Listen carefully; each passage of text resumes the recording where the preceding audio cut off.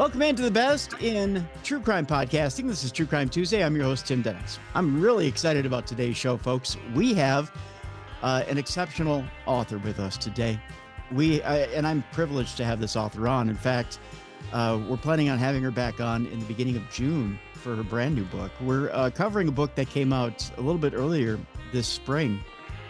And it's a reissue of a book, a classic book that she had out in 2009. With some updated information and some very important information at that, due to the case of Wayneadamford, who this first written about. Name of the book is Bodyparts, a serial killer's deadly compulsions. My guest today is Caitlin-Rother. Let me tell you a little bit about Caitlin, and we'll get right into it, because this book I found absolutely fascinating, chilling. This is one of the most chilling cases, I think, in modern history that we've heard of when it comes to a serial killer. One of a man who's absolutely demented. We'll get into it here in just a second. Caitlin is a daily newspaper reporter for almost 20 years. She has written for Cosmopolitan, the Los Angeles Times, the Daily News of Los Angeles, the Chicago Tribune, the Boston Globe, and the San Diego Union Tribune. You can't get more impressive than that. She's also a Pulitzer Prize nominee. She now writes books full-time. Caitlin is the author of Poison Love, the authoritative account of the Kristen Rossum murder case, and the novel Naked Addiction. She has won 3 awards in the Best of the West contest, which judges stories from major metropolitan newspapers in the 13 Western states. She also has won 5 awards for a narrative that tracked the progress of all 5 recipients from a 12-year-old organ donor, including a Best Feature Award from the Associated Press's News Executives Council and a Best News Feature Award from the Los Angeles Press Club. Ladies and gentlemen, it doesn't get much more impressive than this on this program. Let's welcome in Caitlin-Rother. Caitlin, thank you so much for being here today. It's my honor to have you here today. Well, thank you. I just want to say those awards are all from my journalism days. So those are about, I don't know, 20 years old, but thank you. But still, I'll tell you, people pick up a copy of Body Parts, they're going to be wondering where the I should say where the major accolades and are for this, because I'll tell you, this book is going to blow you away. I think this is one of those books that, you know, it's difficult to read. It was difficult to write, and I've been hearing from people who are reading it now who haven't read it before that it is very difficult but important to read. Well, let me tip my cap to you for this, because I think there are a lot of authors who get into this for maybe the wrong reason. Maybe they get into it for the titillation, they get into it for the psychological aspect. Yeah, not me. You and you put this in the book that you do this for the victims, and explain to people how you put it. Well, I mean, I feel, okay, so this edition is a reissue with 32 pages of new developments. So just a couple of years ago, and it takes a couple of years to get a book republished, even if it's been published before, it still takes a while to get the new stuff out into another book. So 25 years after Wayneadamford killed his first victim, whom he dismembered in the bathtub after he killed her, cut her into pieces. So this is a horrible thing, right? I mean, I had a really difficult time writing this book, but I felt like, I really wanted to know who each of these victims were. He's a long-haul trucker. Why did they get into his truck? What made them do that in the first place? So he picked up these troubled women. They were often sex workers. They were using drugs. So they got into his truck willingly. And I'm sure, he said he was going to pay them. They were going to have sex with him too. But they didn't sign up for the kind of sex he then proceeded to have with them, which was much more violent. Yeah. So he would, choke them out, make them unconscious, and bring them back with CPR repeatedly. So, I mean, I can't even imagine how horrible that was. And we know this because he let one of his victims go. and she testified at the trial. So we know what he did to her, and he tortured her. He did horrible things that I don't even want to say out loud. Honestly, it's so awful. But she survived, and she was brave enough to testify at the trial. And this first victim, whom he did not let go, but he cut her up and put her body parts into bodies of water. And one of the arms floated out from where he put the body parts, floated out to the beach. So one arm was found there. Her torso was found in a slough, which is kind of a brackish mix of, salt and fresh water. And a kayaker found this torso. And so they called this victim Torso Girl affectionately, or Jane Doe. And so 25 years later, this victim, who had no name, her family did not know what had happened to her because she had gone missing, but they tried to report her missing in Tucson, where the rest of her family lived. And the police would not accept a missing persons report because they said, well, she's voluntarily missing because she's taking drugs and we don't really know she's really missing. So they wouldn't even let her be reported. So if she had been reported missing, her tattoo that she had, which was pretty unique, a band of roses, she would have gone into a database and she would have been identified that way. And it would have been much easier to have figured out who she was. But so 25 years later, after her cousin, Jeff Cummings, he was dabbling in genetic genealogy with his sisters and doing a family tree and that sort of thing. He purposely submitted his DNA profile to GED Match, which is one of those genetic genealogy websites that people, use as hobbies. But this one is specifically, you specifically give your permission to have your DNA used to solve crimes. So he specifically submitted this so that, with the hope of identifying his missing cousin, and it worked. So the Humboldt County Sheriff's Department had, picked this case up again 25 years later as a cold case and was really trying to solve it. And they did, and they matched her DNA with his DNA, called him up, hey, do you have a missing relative? He said, yes. And then they tracked down her sister, who is, again, even closer genetically, and she took a test as well, and that's how they confirmed it. And so Kerryannecummings is now identified. She has her name back. She's no longer going to be called Torso Girl or Jane Doe, and her family has closure and knows what happened to her. And as horrible as it is, at least her sister knows now where she is. In fact, I just sent her a signed copy of the book. She helped me out a lot. I interviewed her several times to try to really get some detailed, who was Carrie? Who was Carrie before she became a victim? And that's what I tried to do for every victim that I write about in every book that I write. But this one in particular, where was their mindset? What kind of mental state were they in that made them get it in a truck with this man? You did sit down with, and we'll get to Ford here in a bit, maybe in the second part of the program. Let's focus on Carrie Ann here, as long as we're talking about Carrie Ann. And I apologize. I had a long weekend of yelling for my nephew this weekend at a hockey tournament, so my voice might be a little rough this Tuesday. Pardon me. By the way, he did score a couple of goals this weekend. That's why my voice is a little rough. So when it came to sitting down with, I believe Kathy is her name, right? Yeah, I didn't. I spoke with her on the phone, but yeah. So when Kathy's talking about Carrie Ann, she's talking about a girl who was brilliant in a different way. That she, even though they said she might have been, the school system, traditional school system describes her as a slow girl, which she was not. She was brilliant at mathematics. She was a girl who arts. I'm sorry, arts. Yeah. Wasn't she able to figure out like a math problem? Well, I think the point of what Kathy was saying is that she didn't do well with traditional testing. Yeah, right. So, and she had a speech impediment.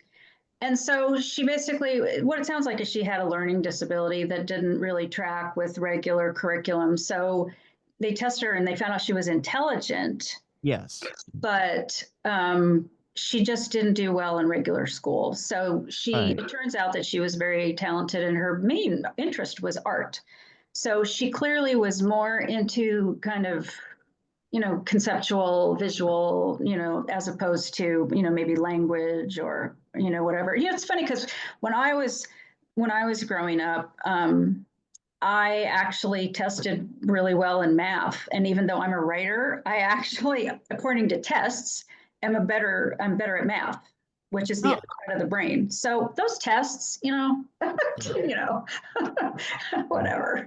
So but she didn't want to go to college, and so she finished high school, but she didn't want to go do any more school, and she didn't want to have a regular kind of job, and she just wanted to be a free spirit, and she just wanted to go hit the road, and she ended up hanging out with the rainbow gathering people.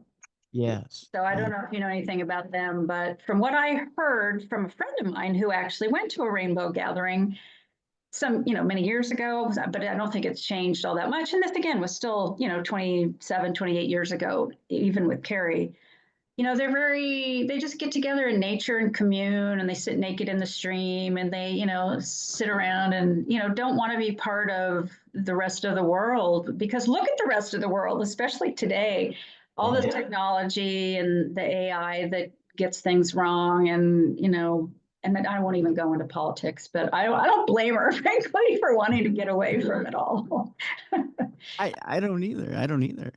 I guess the sad part with Carrie Ann was, there was a little bit of mental illness, and I think at one point in the book it stated, Ford does say she was a little messed up like me. Is the line? He said her brain, basically wasn't thinking right. It wasn't quite focused, kind of like me. So yeah, two kindred spirits whose brains were not quite right. But it's sort of tricky for me because her sister and her mother had some depression that was diagnosed. Carrie Ann started using psychedelic drugs with these rainbow gathering people. So it's difficult to tell, just on the face of it, was she mentally ill, or did the drugs make her have symptoms that mimicked mental illness? Because that can happen, with drugs. That's a good. And, for example, when you take meth, and you take it for long enough, you end up having symptoms that mimic schizophrenia. Mhm. I don't think she was doing meth, but she was doing, I think, psychedelics and hallucinogens, LSD, and I don't know if she's doing mushrooms or. Ford said he found something in her backpack that he thought looked like heroin. I don't know if it was, I don't even know whether she was ever using heroin or not, but I'm just saying she definitely was acting strangely. She came back to see her sister this a couple of years before she went missing, and she was acting very altered and was, she stuck herself between the refrigerator and the wall. She was cutting her arms. She was hurting herself, and she was seeing things and having magical thinking, according to her sister. And so they took her to see a therapist, and the therapist did think that she possibly had, schizophrenia. So, like I said, though, it's tricky to tell. Was it the brain, or just organically, or was it the drugs, or was it both? I mean, it was probably both. Right. And I'll give you that because you're right. There are, with certain people, you introduce that into someone's system and it does Right. It triggers accelerate that all kinds of stuff. thing. Yeah. What's interesting, and where I was going with this is there's a part in the book where she takes her government IDs, cuts them up and buries them. Is that, am I getting that right? I don't know if she cut them up, but she buried them in the backyard of her parents' house. And then her parents sold the house. And so they Yeah. didn't realize that she had done this until after they sold the house. So that was another reason why she wasn't identified, because she didn't have a driver's license. She had buried it. So she Yeah. had no ID on her, Yeah. so it's just sort of a, sad series of events, the perfect storm of Right. being lost forever, but it turned out not to be forever, thankfully. Yes, thankfully. And again, thank God we have DNA testing, and as much as people want to harp on 23andMe, and which, by the way, is facing bankruptcy court, And now that's the scary thing, is what's going to happen to all those people's DNA. Now that's because in this world, I'd be retrieving it right away. well, now taking control of my own DNA. Let's talk about that for a second. Do you think, in this day and age, Caitlin, do you think that a company like Ancestry does come along and say, you know what, we'll buy out that bank and we'll incorporate it with our own? Because there's an opportunity here. Yeah, they could do that if they had the money. I don't know. I mean, who knows what negotiations are going on? But I hope something like that happens, because I would not want to see a bunch of DNA floating around. Who knows who's, without anybody responsibly taking charge of it. I don't like that idea at all. Right, because that's like a bad science fiction movie. It is. Well, not even a bad one, maybe a good one, but with a plot that. But you're right. There's a huge propensity for evil to happen here. I know. That's the sad thing about our world today, and that's what I say about AI as well. There's all kinds of people that think AI is so great, and I have from the start if people were better. If human nature right now, if I was seeing more positive, behavior, I wouldn't worry so much. But unfortunately, we're seeing a lot of not positive behavior, and a lot of people who don't seem to have a conscience, and a lot of people who are doing a lot of bad things. And there's no rule of law and order. And it's just, I just started writing fiction because I just couldn't take it anymore.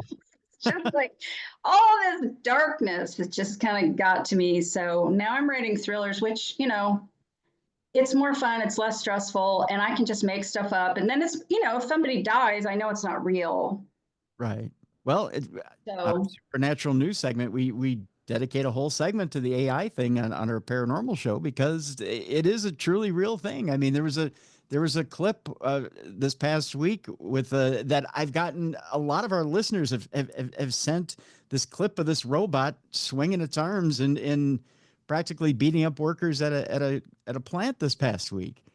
That sounds like right out of that Will Smith movie. So did you read that story recently? Just like in the last week or two, that something like a 74% error rate now, these hallucinations that AI is having. So it's not getting smarter like everybody predicted. It's getting dumber.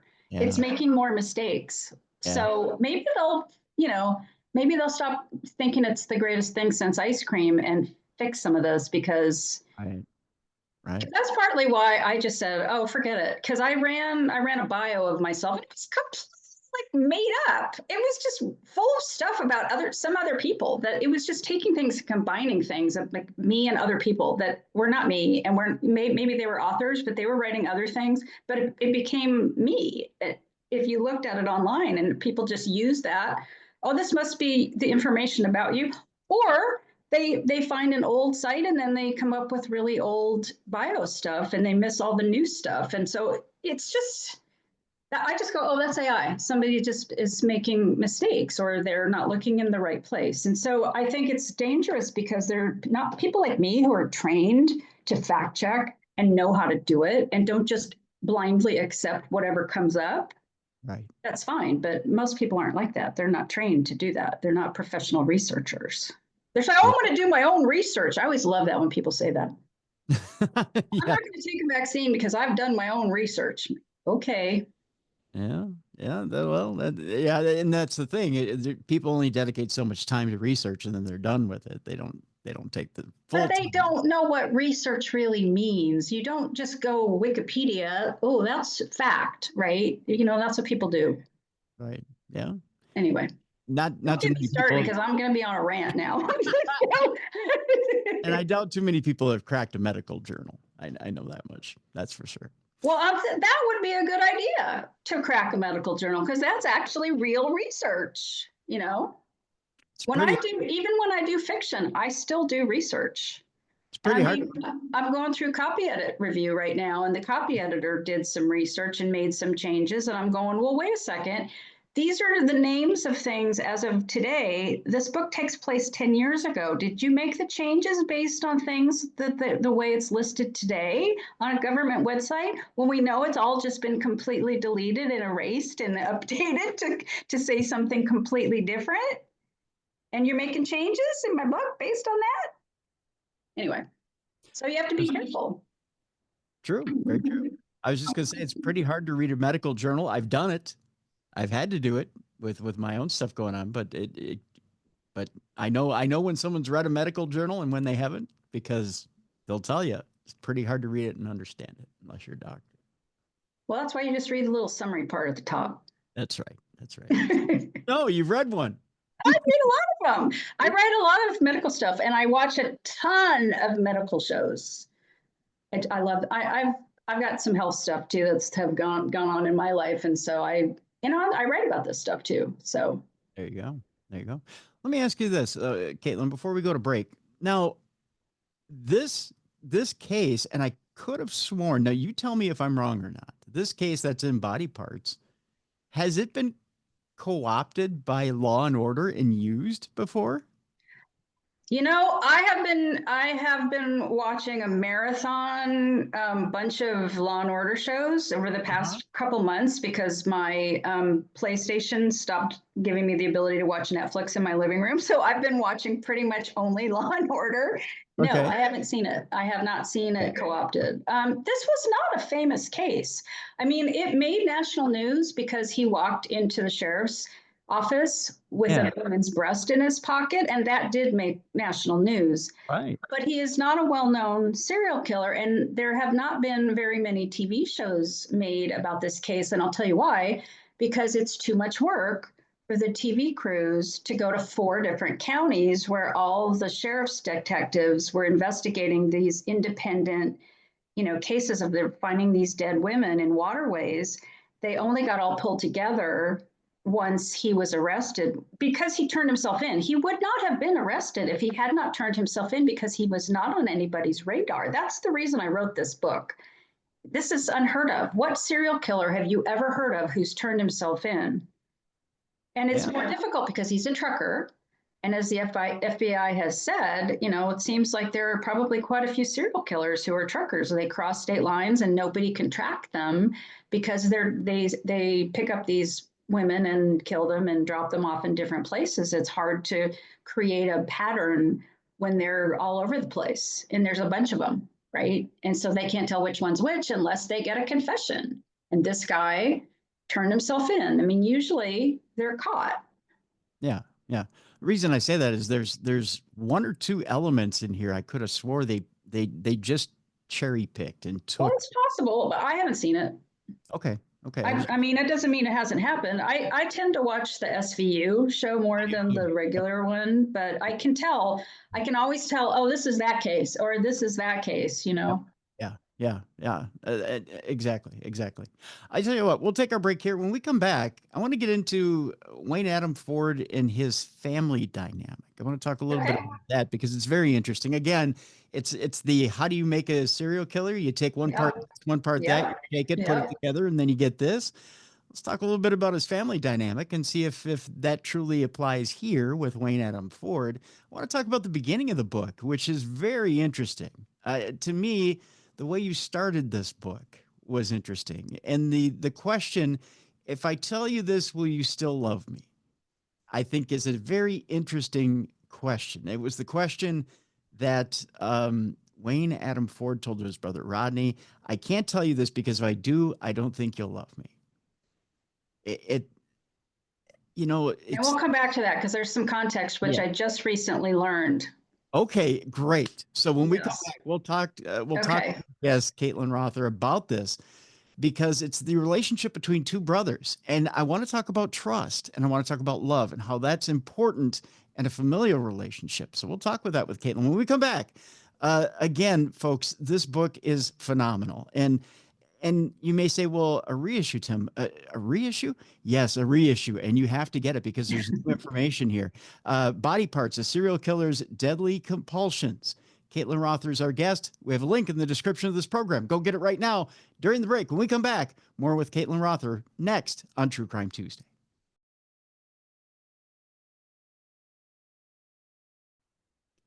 Welcome back to the best in true crime podcasting. This is True Crime Tuesday. I'm your host, Tim Dennis. My guest is Caitlin Rother. The name of the book, Body Parts, a Serial Killer's Deadly Compulsions. We're talking, there it is right there. If you're watching the video, there's the book right there. We have a link in the description of this podcast. So we definitely want you to go get that book right now. Okay. So we're talking about Wayne Adam Ford. The way you open this book, Caitlin, is very intriguing. It's to me, it pulls you right in. So immediately, Ford gets on the phone, calls his brother Rodney, and wants him to come to him. I have something I need to tell you, but if I tell you, you're not going to love me anymore. And you're like, okay, it's got to be huge, right? It's not like he's going to tell him, oh, I think I ran over a bunny rabbit in traffic. It's not anything like that, right? It's got to be something huge. And he starts dropping these little hints. And it's something big. It's got to be something big. Of course, the book is called Body Parts. It's got to be huge, right? But the brother's like, well, of course I'm going to love you. Well, of course, because if you're in that position, if you're in that familial position, well, I'm not going to stop loving you because you're my brother. Of course, we've grown up together. Of course. But you put yourself right in Roger's shoes, right? You put yourself right there and you go, but I think I might have second thoughts, right? Tell me from your perspective, writing this book, you said you had a little more information. Tell me. Okay. So when I was writing this book, I tried to speak directly with Wayneadamford, but he did not want to cooperate. So I was lucky enough to get the defense attorney's investigator to trust me. I met him. I went to the sentencing hearing and I met him in person. I said, look, I'm writing this book. I'd like to talk to you. And he didn't want to talk to me. He didn't trust anybody. He's one of those guys, former homicide detective, just gruff guy. So anyway, apparently he went home and made some calls and checked me out. And he came back the next day and he says, okay, I'll talk to you. You're the real deal. I'm like, okay, cool. And which was nice because this was only I hadn't written it yet. It was only my third book. So I'd only had a couple books by that point. So I was a reporter, an investigative reporter. And I was, at the time, still working for the San Diego Union Tribune, which was the last newspaper that I worked for before I quit to write books full time. So anyway, because he trusted me, he called up the family and he got Wayne's father and brother to agree to meet with me. Now, they had not spoken to anyone else, no media, no other author, and there was another book before mine. They didn't talk to that author. They talked to me. And so I made arrangements to meet them up in Northern California. I live in Southern California, and I met them at a hotel room. And my friends were very worried about me. They're like, you're going to go meet these people, family of a serial killer? You're going to go meet with them alone in a hotel? I'm like, they're not the ones in prison. They're not the ones who killed somebody. So I think I'm going to be okay. But I'll let you know before I go. And, if you're really worried about me. Anyway, so I spent a couple days talking with Rodney. I spent the first day mostly focusing on the father, who, interestingly enough, had incredibly different versions of pretty much everything that happened when Wayne was a child than the mother had. So the same investigator, had interviewed Wayne's mother for 8 hours. And as part of the exhibits that were entered, but some of them were not actually entered for trial purposes, but they were entered for his appeal so that I had access to them, but they didn't really present them to the jury. I don't even know if the jury looked at them. So my book has a ton of stuff like that because the court clerk and exhibit people were super nice to me and generous. And these in the old days, they're not going to be like this today, unfortunately, which makes researching books much more difficult. But I had like a treasure trove of information, including excerpts of this 8-hour interview with his mother, where I learned a lot of really seminal things, what you were talking about, family dynamics. So basically, for example, the mom was bipolar and tried to kill herself, several times, which she still denied, even though, Rodney was there for one of them when he's 9 years old. She's in the kitchen. She has the top of a tuna fish can and she's slicing her, wrists up in front of her 9-year-old boy and she's bleeding on the floor, stuff like that in front of her children. She was extremely promiscuous. Her husband was away. He was in U.S. Army intelligence. And she actually told Wayne that he was the product of rape by his father. So imagine being told these things, being brought up in a house like that. The father was apparently very aggressive and very much of a disciplinarian. And so Wayne was scared of him and had this thing like he thought he should be punished for things. So I think all that kind of went into his decision all these years later. I've killed these people, these women. I know it's wrong. I can't stop. I know I'll do it again. I need to turn myself in. So I think that was his mindset when he called his brother. And so he wouldn't tell his brother what he did over the phone. But once he got to the motel, Rodney told me that he didn't know what Wayne had done and that he wouldn't tell him any specifics. Well, he just told me recently, so this is all these years later, that that was not in fact true, that he did tell him some details about what he had done. So in the book, it says he didn't know, but it turns out that Rodney did not tell me the complete truth at the time that we did those interviews. So basically, I don't know what details he told him, but he did know that he needed to take his brother to turn himself in, which is basically what, because he thought he's just going to try to get out of it. And he did. And I think Wayne knew that about himself as well, which is why he asked for Rodney's help, because he knew he needed to be punished, but he also knew he was probably going to try to get out of it. So the next day they're like, oh, let's go to breakfast. Let's go look around these parts where we grew up and let's reminisce. And then, he didn't want to go to prison anymore. He didn't want to turn himself in. And Rodney's like, no, we're going. Going. And now I know that he knew exactly why they needed to go. But he also did not want to be accused of being complicit or being an accomplice after the fact. So once he had some details, he knew he had to make sure that he turned himself in. So that's basically what happened. Now, in the short time that you got to talk to Rodney, I get the feeling. Hours, actually. It was, I recorded hours and hours and hours of tape. So, and it was over the course of 2 days. So I did actually talk to him a lot. And I talked to him on the phone too. Okay. Well, okay, I'll amend that to in the time that you got to talk to Rodney. Did you get the feeling that he lost a little bit of love for his brother in this? Oh, a lot of love. Yeah. Well, I don't know about love. That's a tricky thing. I know that he was angry at how this case had completely disrupted his life because, like I said, it wasn't a well-known case, maybe nationally. I didn't hear about it, but apparently there were a lot of media hounding Rodney and his family. And same thing happened with John Gardner, the Chelsea King case. I don't know if you're aware of that one, Amber Dubois, Chelsea King. John Gardner's mother read this book, Bodyparts, and said, you know what, these two, my son and this guy are actually, I see a lot of parallels, which I thought was pretty interesting because they were both men who raped and killed women. So she lost her job. She was harassed. She was threatened. They, vandalized and defaced her house. She, people are not nice to families of serial killers, and they blame the families when in fact the family, generally speaking, doesn't know what the serial killer is doing. And for example, Ford, his family had no idea. Part of his family thought he was just this polite, handsome, former Marine, seemed like a nice guy. He sung karaoke, and had a good voice. And he, was with a number of women, but nobody knew what he was really like. So it wasn't like they were protecting him. They didn't know.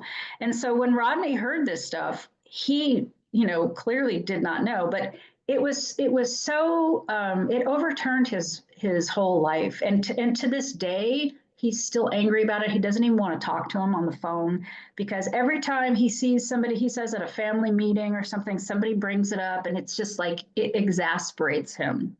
So I guess you could say that he's lost love. I can't speak for him, but that's how it seems, So but Ford is, stuck in prison. He still talks to his dad on the phone. but as far as I know, neither the brother or the father ever went to go visit him in prison like they said they were going to. Because I think it's difficult to, I saw a documentary with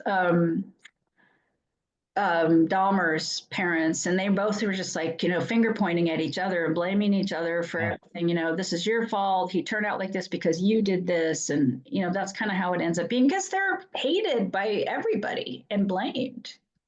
And they want to blame someone else. I watched a show from a few years back with Dahmer's parents where Dr. Phil was pointing the finger at the parents and saying, you're directly responsible. Well, what I do find, a lot of these cases I write books about, parenting is definitely a contributing factor. Yeah. The bad parenting or the lack thereof, lack of nurturing, or, just no good role models, or maybe the parents are thieves and criminals as well, But in this case, I gotta say, definitely genetic factors because of the mom, definitely environmental factors because of the mom and the dad. Right. And then when he was 19 years old, he was in the military. He was in the Marines, and he was learning, about first aid, and he was learning about how the carotid artery in the neck works. And he was out on a date with a woman who later became his wife. And he said, "Hey, there's a car crash over there. I want to go see if I can help." So he's a good guy, right? He's 19 years old. He's kind of good Samaritan, goes over there, tries to help the crash victim who's bleeding from the neck. So he puts his hand over the wound on the neck and the carotid artery, which is what he learned. And coincidentally, ironically, it's not coincidentally, ironically, years later, this is how he raped and tortured those women. He cut off their oxygen supply. That's how he'd get them to pass out. But in this case, he was trying to save this guy's life. While he was holding his neck, a drunk driver crashed into him, knocked him 40 feet down an embankment, and knocked his jaw off, and had a very severe head injury. Oh. So many people may not know this, but a lot of people who are on death row have had severe brain injuries. So his personality, he was a kinky, had some issues before this, but after that, Rodney said that his personality definitely changed. So there's that, and that was not his fault. Yeah. So, and I'm not trying to take blame away from him. I'm just trying to explain the things that happened to him. And then, he developed these paraphilias, which are like fetishes times 100. He was super obsessed with women's breasts. And so when he turned himself in, he had a woman's breast in his pocket. When he was with his girlfriend, who later became his wife, he used to, get her to do things that she wasn't comfortable with, but she went along, and he would poke her with needles in the breast. He would cut holes in sheets so her breasts were poking out while they were having sex. I mean, just some pretty weird stuff, that just got worse as he got older. He was an alcoholic. He drank, self-medicating, I'm sure, and he was chronically depressed. And he was diagnosed with also borderline personality disorder, among a number of other things, and he decompensated. He ended up having to leave the Marines because he had mental breakdowns. And so he clearly was not in good mental shape. And I would say he was mentally ill. So when I write a book like this, I don't judge people if they're mentally ill. They're sick. So I don't say, oh, this man's evil. I say he did really bad things, horrible things, but I don't think he's evil. I think some of this stuff is just, some of it's not his fault. Some of it is just what happened. And some of it's pretty bad. I can't excuse it, but I'm explaining it. Was there a time in jail where, they had him on some psychotropic drugs that you felt that maybe they were working for him and he took himself off of them? Or were they not necessarily working well? No, he was not on drugs before he was arrested. He supposedly he was treated while he was in the Marines with Haldol because he was like violent and acting crazy, and so they shot him up and they restrained him, and he calmed down. But Haldol is something you stay on. Didn't he state to his brother that while he was on death row that he had thrown away Hold on, you're his... jumping way ahead. I'm still Yeah. behind. Before he was arrested, I'm talking Oh, about. okay, So okay. he supposedly sought mental health treatment, but it didn't seem like he really tried that hard, and he didn't like the way they were treating him, and so he didn't go back. So he was never taking medication that I can tell in any lasting way before he was arrested, before he turned himself in. And then once he was in prison, yes, I think he began to be treated, and I think his mental state improved. But you can see on the booking video, he's crying. He doesn't make any sense. I mean, I listened to the audio as well as read the transcripts of all these interviews he did with all these different detectives. He's rambling. He's just crying and rambling, and and he's getting details mixed up with the different victims. And he admits that he did this to 50 different women. It's just these 4 didn't make it back when he gave them CPR. So he claimed it was an accident. Well, okay, maybe one time it's an accident. Second time, third time, fourth time, if you keep doing this and you realize they're dying, that's not an accident. So, Right. but in his mind, well, he says he didn't go in to having sex with these women in order to kill them. So with that being said, with all the mental difficulty that he seems to be having, how is it that they're not able to put it together from start to finish that he's having all this mental difficulty? It seems like he had started out with the interrogations, right, in the very beginning, and they seem to have all this material on him that he's out of control. He's out of control in these interrogations. And we get to the point where, through the trials and whatnot, you would think they would have had some sort of insanity plea, but they didn't. And then he's in jail. And all of a sudden, he's got the death penalty facing him.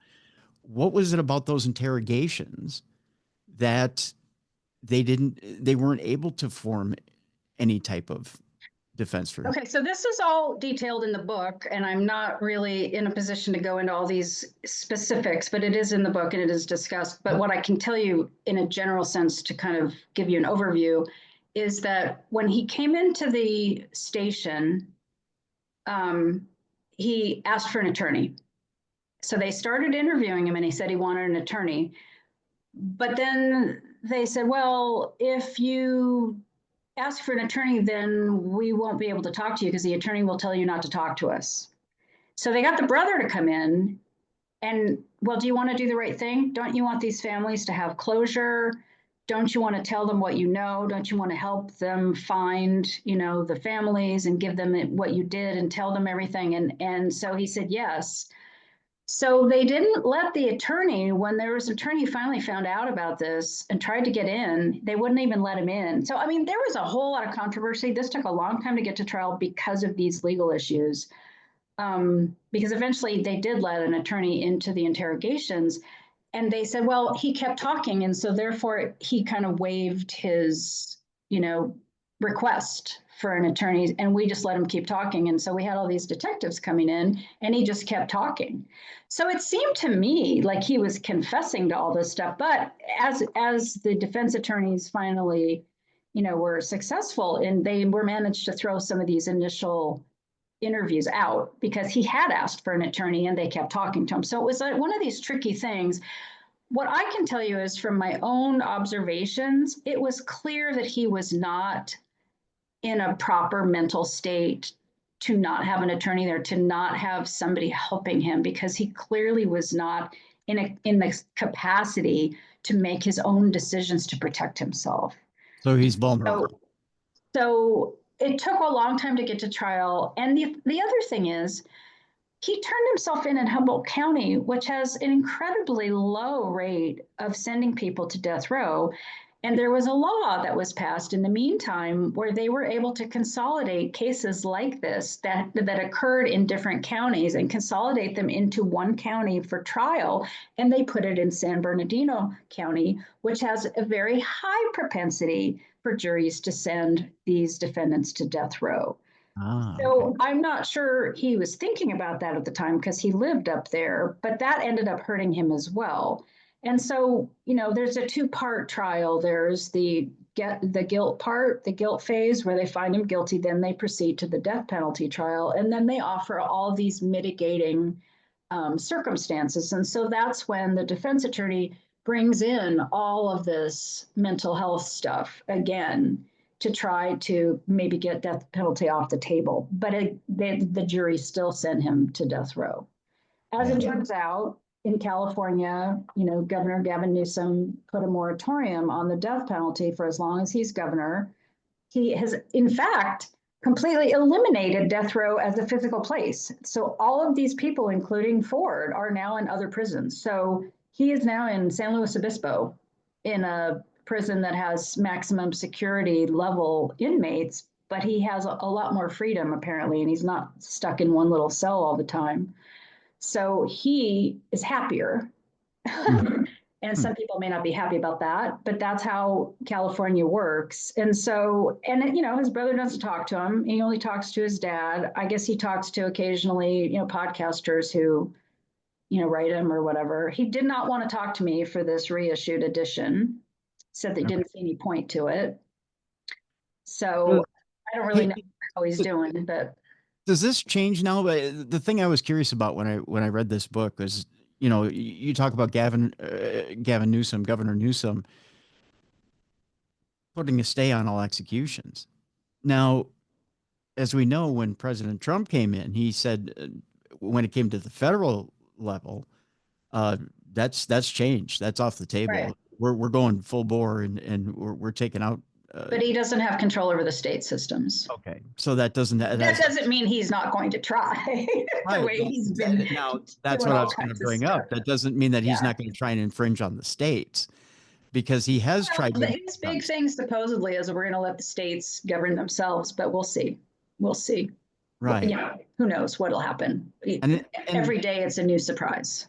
And again, we're not a political talk show, but I'll bring up the one thing I can bring up, and that happens to be him flexing on the governor of Idaho and saying, well, if you don't do that, you're not going to get state funding. And I won't name the issue, but in Maine and California and whoever else, says something he doesn't like. So where I could see if I'll put it this way, in the world of crime, I could see him saying, if you don't start executing prisoners and getting on the federal level of death row inmates and start getting rid of your death row prisoners, then yeah, I could see. I think that's a stretch. I think that's a stretch even for where we are today. So we'll see, but I would be surprised. Although, like I said, every day is a new surprise.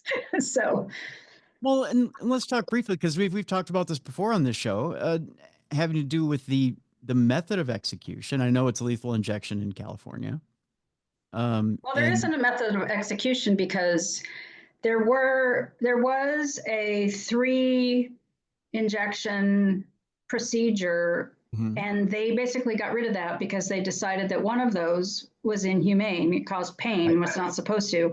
So they were just finishing the public review period of a new 1 injection protocol, and that's when he instated the moratorium. So we actually don't have any protocol right now. I don't know that they can go back to the 1 injection protocol because I don't think they really finished that review period, and maybe they did and just shelved it. I don't know, to be honest, but I'd have to call up and ask. And you know what? Trying to call up the government and get any information these days is pretty much like yelling into the void.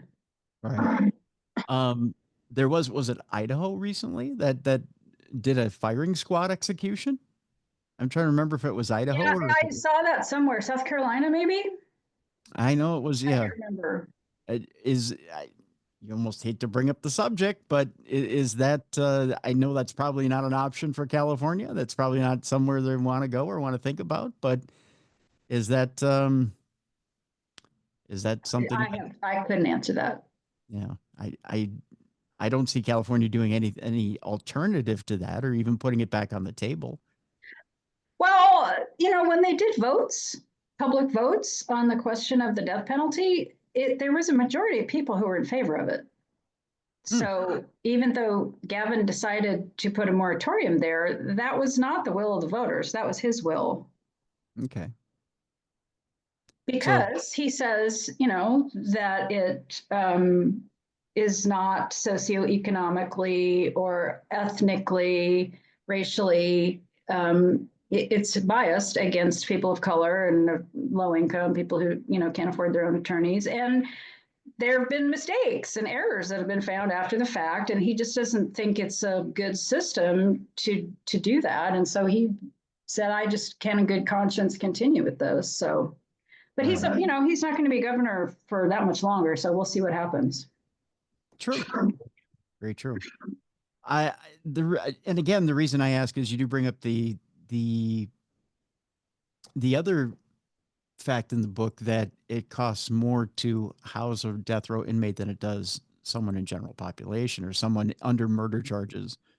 I'm not sure if that's still true though, because they've gotten rid of death row and they've put these people in more of the general population prisons. So I'm not sure that that's still the case. Although it is to take them to trial, they have to do a lot more things more carefully, and there's other, it's more time consuming and they have to be really super careful. So I think it probably still costs more to try them. I don't know about the housing. Yeah. Just a couple of interesting facts there. So I don't know. Like I said, you have a lot of interesting tidbits in this book that again just kind of pull you in as someone who's interested in the overall, not only the overall story, but the overall process of law, right? So, well, thank you, appreciate that. So it's again fascinating stuff. I do have one more small thing to ask you about, and we were talking about family here, and that was you said you had you tried to reach out to the mother was not all that receptive. I do want to get your general impressions other than what you've given us so far on the mother as far as this goes. I had an impression of my own that I got from just reading this book and getting, because there's a part of Ford's background we haven't talked about yet, and we don't necessarily have to get into it too much. He has a media liaison that is by his side. I think, for lack of a better term, we can call her his new girlfriend. I think that's pretty safe to say. No, I wouldn't say that. No? I don't think she was his girlfriend. She just wanted to use him. And I got to tell you, my battery is getting low here. So, okay. We'll wrap it up here. This is pretty much the last question. Okay. Sorry. But here was my observation when it comes to Ford is this. It seems to me as he's killing these innocent girls or women, to me, I'm thinking he's seeing the face of his mother every time he's doing it. I don't think he has a very high opinion of women. Let's put it that way. I don't think his mother did him any favors in the way that she raised him. I mean, according to her, she didn't do anything wrong. And she's very defensive, and she didn't want to participate. As soon as she found out that her ex-husband and her son, Rodney, were going to be interviewed and I was going to use what they had to say in the book, she didn't want to have anything to do with it. Because clearly they have very different versions of what happened. And so for her own self-protection, because of her perspective on the world, she got sick during COVID, and I got some email from somebody who was helping her, taking care of her. And I can't remember where she was. Maybe it might have been India or something, and tried and said, could you please get in touch with Rodney, because he's not answering her and she's trying to get in touch with him, and she wants him to know that she's really sick and she needs his help. And so there's some pretty serious estrangement going on. And I passed the message on to him, and he really did not want to have anything to do with her. And I just says, well, I'm just passing this message on. You do what you want to do. But they contacted me, and I'm just letting you know. So you know, I don't know. There's two sides to every story, but I think that,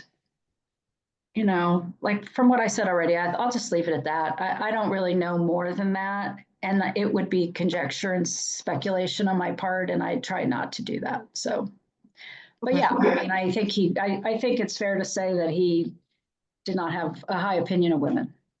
Okay.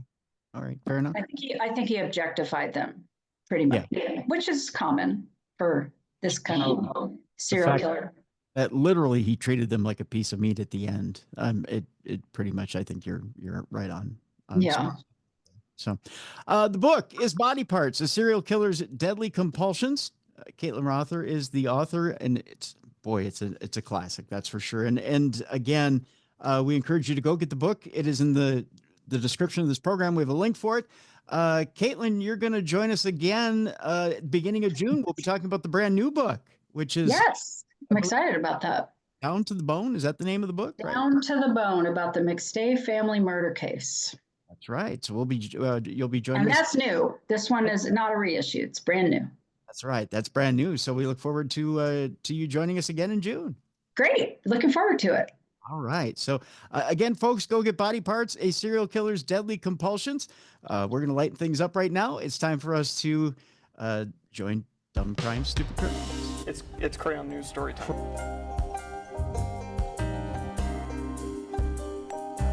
What happened with this dude, Christ Bearer?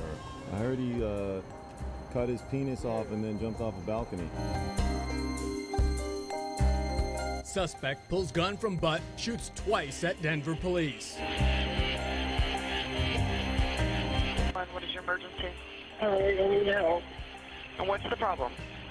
I'm too high. You're too high? Yeah. It's that time again, the time you've all been looking forward to. It's time now for Dumb Crimes and Stupid Criminals. And here's the deal. We gave the ladies the week off because Mother's Day, right? As we should. As we should.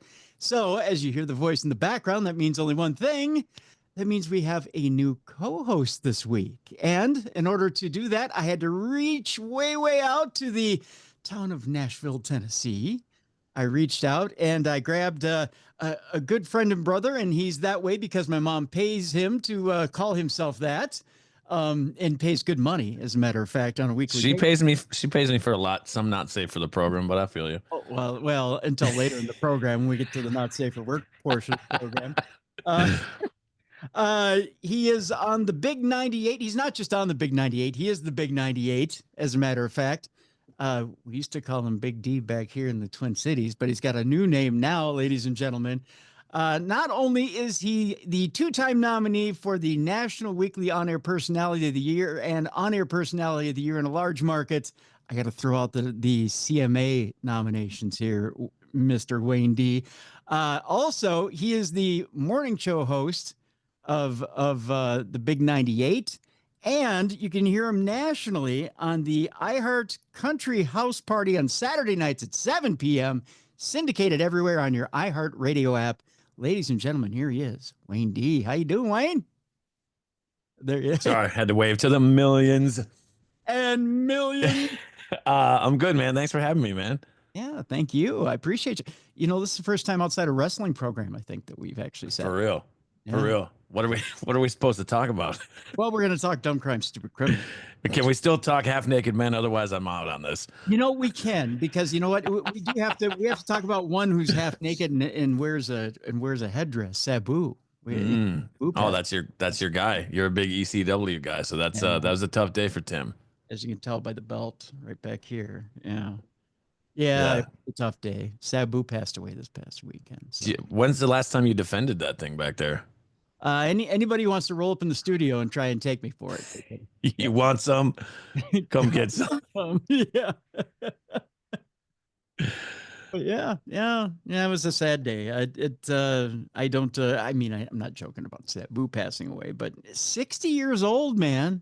I'm telling you, these guys, he was a part of that era of pro wrestlers that lived real hard lives. You know what I mean? Like they lived 40 was the end goal. I'm sure he thought the last 20 years were bonus for the way he lived.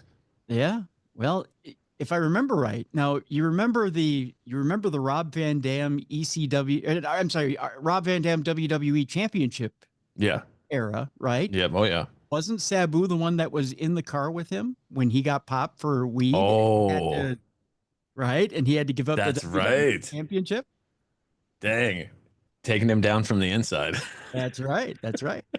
But that's not the only Sabu highlight. I do have to say, okay, okay, kids, plug your earmuffs, because we're not safe for work territory yet.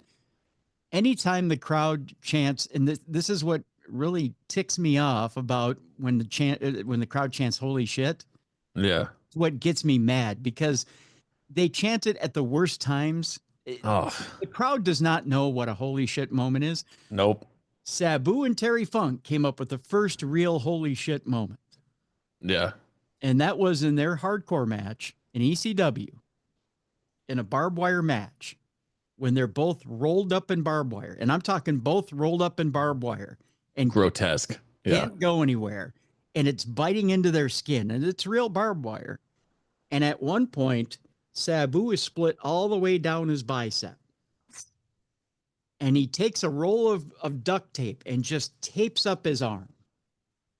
Really? I don't know if I've seen that ever. Tapes it up. I'll have to find the video clip. And send Oof. it to you. That's tough, and continues with the match. That's And wild, man. He should have gone to the hospital at that point. I feel like I'm about 80 years old when I say this, but they don't make them like they used to. That's right. Well, now you know why he only lived to be 60. Valid. Yeah. Well, that's a good run to most people, but valid. Yeah. But he, boy, was he tough. I mean, he was just a tough guy. But Taz was online, and you could tell he was barely choking back emotion as he was paying tribute to Taz yesterday. We're recording this on Monday. He did this on Sunday. And it was heartfelt. You know, he said he was watching a clip of Taz and was kind of chuckling as he was watching Sabu and his dry sense of humor talk about a particular subject about the old days. And it was just, it's sad to see, you know? Yeah, absolutely. No, I saw that. It's tough. Yeah. But rest in peace, Sabu. And man, I'm telling you, we're getting to that point now where you're going to start to see some of that hard living generation start to pass away. And It's tough. yeah, it's tough to see. It's tough to see. All right. So now that we've got the tough part of the program out of the way, it's time to get into the easy part of the program. So Wayne, I know you're new to this gig, so here's how this gig goes. We basically read stories about dumb crimes committed by stupid criminals. It's not tough to figure out what this segment's about. We're going to start out today with a man who's learned that if you're going to go to a book burning, bring your own books. Don't check them out from the library. Okay. Okay. To be fair, feels basic enough. I guess not for everybody. No, it's a basic lesson, right? This story, let's see. You know, most of the times when you read a story like this, you go, "Oh, we're going to Florida," because it would seem like Florida would be the place where most of that Everything. Right. Retirees and idiot criminals. Like the state is full. Right. Yeah. Should have room for no more, but you'd be surprised. Believe it or not, we're going to Cleveland for this. Oh, okay. Yeah. Right. The booming metropolis that is. Right. The home of the Rock and Roll Hall of Fame and much, much more. This man was accused of checking out books on Jews, blacks, LGBTQ history, and much, much more from the Cuyahoga County Public Library, and then burning them on an extremist website. I told you we were starting out fast. The punchlines are endless. They really are. First of all, did you call Uncle Dave and tell him to not do that type of stuff? Oh no. That dude, what? I don't even get it. First of all, a book burning in general, right? Like you would Right. think it's a book that has something meaning to you. That's why you show up to it. This guy was just like, burning books. Sure, I'll pick some up on the way. Sure. You know, yeah. probably should go purchase some of my own. And, it's like when you go to a picnic, you probably want to go buy the food, not rent it, right? I mean, Valid. Yeah. Valid. Yeah. The Cuyahoga County Public Library officials said in a police report obtained by 3 News, accused a man of checking out 100 books on Jewish history, Black history, and LGBTQ education last month before filming a book burning and posting that video on social media. Was described by advocates as a hub for white supremacist, neo-Nazi, and extremist content. According to an investigative report filed last week by the Beechwood Police Department, the man went into the Beechwood Library branch on Shaker Boulevard and applied for a library card on April 2nd. So to make this clear, he didn't have the library card before he went in. He did this all in one fell swoop. The best part is it's not premeditated, right? It's not like he got the card and came back later. I mean, he's kind of like, I believe this is the definition of a knee-jerk decision that he made here. It could have been, or it could have been planned out all at one time. Valid. Yeah. He was approved for the card and checked out 50 books by the library's proper procedure. So there's a 50 book limit, evidently, when you sign up for a card. Who knew? Well, you might want to revisit the 50 book idea, right? Yeah. Probably want to make that a limit of 10. The library official told police that the Princeton University Bridging Divides Initiative, a nonpartisan research effort that tracks political violence in the United States and monitors suspected hate crimes on social media, notified the library that the man had posted a photo to gab.com of a car trunk full of books. The post came with a caption that referenced cleansing the libraries, according to an official. The books in the photo appeared to match the topics of the books that the man had checked out, and also had Cuyahoga County Public Library stickers on them, according to the police report. Now that's going to get you in trouble. Whoa. Right. To be fair, listen, there's times that I've, been in a bad mood or maybe thought something not super nice, but to be like, I'm going to get a library card. I'm going to go to the library. I'm going to back my truck up to the loading dock. Like, come on, man. Come on. I don't know. You would think the library would be a little suspicious when you start, checking out books of, history, and then you're getting multiple books of history, and you're like, are you really going to read all those in 2 weeks? I'll say this. Maybe they were like, oh, this middle-aged, I'd imagine, white gentleman, because why else would anybody else check those books out? Maybe he's going to educate. He's going to culture himself a little bit. Not the case, it turns out, I guess. No. Now, according to the Anti-Defamation League Center on Extremism, Gab is a platform known for lax content moderation policies that is widely used by conspiracy theorists, white nationalists, neo-Nazis, and members of militias and influential figures among the alt-right. On April 10th, the man returned to the Beechwood branch and borrowed another 50 books relating to similar topics. So he's building an arsenal of books, so to speak. The man told the librarian that his son was a member of the LGBTQ community, and he was trying to learn more about it. A little weak sauce, but okay. According to the police report, the librarian found the man's behavior to be very odd and concerning, but the red flag wasn't enough to stop him. But the man did not make any threats during the encounter. Okay, so we continue. What threat would you make? What threat would you? You know what's going to happen? I'm going to take these books and I'm going to read them. I'm reading them, and you can't stop me, Donna. That's right. Get out of here. The Princeton researchers later reached out to the library again, this time saying that the man posted a video they believe depicted him burning all 100 books. The police report again states that the books in the video, a copy of which was obtained by police, appeared to match the theme and titles of the books that were checked out from the library. One of the books shown in the video had a CCPL sticker and was an exact match to one of the books that the man withdrew. Now, here's the kicker, Wayne. You ready for this? Yeah. At the time the police report was filed on May 2nd, the man was not facing any charges in connection with the allegations. Police said the library staff were calling only to document the incident. This is a typical library move. And that the borrowed books were not yet overdue. Now, when they become overdue, now we got a problem. They're What? burnt. They're burnt. And you see the pictures and you see the videos and you see proof and you. You think they're going to come out of the fire and reassemble themselves and end up back on your shelf? I mean, if anything's going to rise from the ashes, it should be a book. It should be, really. Right? Let's be honest. The library told the police that the man would be sent a bill. This is very nice and librarian-like. Once the books became overdue, and that the bill would be sent to collections if it was not paid. This is so nice. Every now and again you see stupid criminal headlines, and with this, it's like, I just want one time a librarian to show up with an Uzi and be like, "Your book's late. This is the last opportunity you get to bring this back on time." They're like, "Oh, sorry, I was getting Wizard of Oz for my kids." Yeah, well, Carolyn, it was due at 3 p.m. today. Carolyn. I'm going to need you to bring it back.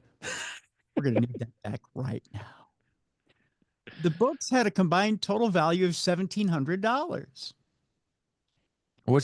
That would be a felony, right? Over $600? Yeah, should be. Come on. You would think they'd be a little upset. I would be. And 50, how many damn books y'all got? 50? Well, he had 100 because remember, he had 100. Yeah. He runs 50 books a piece. How many? Listen, for those Minnesota listeners, the library I spent the most time at when I was a kid, the Crystal Library. Mm-hmm. I want to say that's off of Winnetka, maybe right there, but whatever it is. And that library was massive. I can't imagine in 2025 we got libraries that size anymore. And so 100 books out, and especially on those topics, how many books y'all got on LGBTQ and Black history? And come on, evidently 101. That's wild. That's wild. Well, I can't imagine there's many left at this point. No. Police told the library staff that since a contract was entered and payment would eventually be billed, the incident was likely a civil matter. The investigative report states that the Beechwood City prosecutor would be consulted to determine whether criminal charges are warranted. I think at this point, probably, yeah. The library plans to ban the man from its property in the future. That's the least you can do, right? Well, here's the other thing. Like, take the humor out of this. That's a hate crime. You're burning. Yeah. What's the difference between burning? It was about Jewish history, right? Jewish heritage and Jewish, Black, and LGBTQ. So any one of those, checking it out and throwing it in the trash, one thing. An act of setting it on fire, how's that any different than setting fire to a flag that represents one of those, right? Like that would be considered a hate crime, wouldn't it? Yes, exactly. Yeah. Well, we'll send you a bill and we'll go from there. We'll send you a bill. We'll go from there, and you better pay it promptly, on time. Police told the library staff to contact them for help, issuing a trespass warning if the man returned to the library. So that's how they're going to get him. And let me tell you, any place that's going to be lax on that, because isn't the average person working in the library about 85?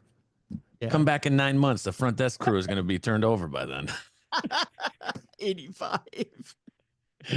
There's some beautiful 35-year-old woman right now that's like, I happen to enjoy working at the public library. I like a nice, quiet library. Listen, if you are, slide in the DMs if you are a 35-year-old librarian, because there you go. We need to talk. And a nice cup of tea, if you know what I mean. Yeah. Well, we go from one extreme to another. Over the last couple of weeks, we've been talking about a new trend here, Wayne. A new trend that I happen to enjoy, and that's a good cruise fight. Oh, see, I thought you were talking about the nipple tassel thing, but what's this about? Oh, no, we're talking cruise fights. Tim wears nipple tassels. What were you saying? No, there's no nipple. Well, there might be a nipple tassel involved in this deal. That's not safe for work. You got to wait until we sorry. What's not safe for work? They're covered with the tassels. Anyway, you don't talk about in front of the kids. Got it. But we can talk about your parents getting in a fight on a cruise ship. Okay. Yeah. What about it? Well, cruise fights are on the rise. I don't know if you knew this or not. See, I'm giving you material for mornings there on the Big 98. But here's the deal. A cruise fight. Mm-hmm. So if you're on a 7-day cruise, that's like a 7-round fight. You're going to see that person again. Well, a lot of times it's happening as you're debarking. Like people Oh, okay. each other and they're like, and then they're knocking the snot out of each other as they're getting their luggage. I could see that, actually. I could really see that. Yeah, it's kind of fun. Yeah. In this case, the last one we reported on was on a Carnival cruise, which it seems fitting. I don't know. Yeah, that does feel like the Kmart of cruises. Although if anyone from Carnival is listening, I will gladly take a comp trip. Yes, because Wayne needs to figure out if you truly are the Kmart of Yeah, exactly. Yeah. I'll be the judge of that. So if you could comp him a cruise, he'll find out for himself and then come and get back to you. My positive reviews can be bought. I'm just going to say it right now. That's right. And I'll take one too. I mean, amen. Yeah. So we'd both like to come on board. Yeah, listen, we will bring the whale watching right to the deck for you. That's right. Get the two of us without shirts on. We'll even do tricks. It'll be fun. This next cruise ship fight led to a death, believe it or not. So it was a fight to the death on this cruise ship. And over what? What would you listen? I understand looking over across some baggage at a guy and taking a swing, but like to beat him to death? I'm guessing shrimp bar wasn't stocked. Ooh. Or somebody had the upside pineapple on the door and his wife didn't realize it type of deal. You know what I'm saying? Yeah. Maybe that's what it was. Mm-hmm. Just saying. And it says here that cruise crew members were deported. Wow. Let's get into this. A concerning trend of violent altercations among cruise passengers across multiple cruise lines escalated on May 3rd when a passenger died following an onboard fight. The incident comes just a week after Carnival Cruise Lines put 24 people on its do not sail list. By the way, that's a thing, a do not sail list, just so you know. So essentially the seas version of do not fly, right? Yeah. For engaging in a massive brawl in a Port of Galveston cruise terminal. Violent altercations involving passengers were also reported on Royal Caribbean and Virgin Voyages cruise ships in April. That's right. The violence is spreading. Let's go. The Royal Rumble of cruise ships. That's right. It's like UFC is sponsored all these cruise lines. Hey, wouldn't that be cool if they had like a WWE UFC cruise? You just gave the TKO group a great idea. I did, didn't I? I would trademark the hell out of that right now. Let's trademark it, and if they want it, they have to get us to host it. Done. Easy. Okay. And I want a picture with Triple H where he's pointing at me like this. Yeah, like the latest incident occurred aboard an MSC cruise ship. I've never heard of MSC cruises, but if they, again, want to have us on board for free, we'd love to take one just to see what it looks like. The latest incident occurred aboard an MSC cruise ship sailing a weekend cruise from Southampton, England to Belgium and led to a murder investigation. Doug Parker shared more details on the cruise ship murder investigation and other cruise news, including a cruise ship smackdown on child exploitation on the May 6th edition of Cruise News Today. Wow. Yeah, he said British police have launched an investigation after a 60-year-old man passed away following an altercation aboard the MSC Virtuosa over the weekend.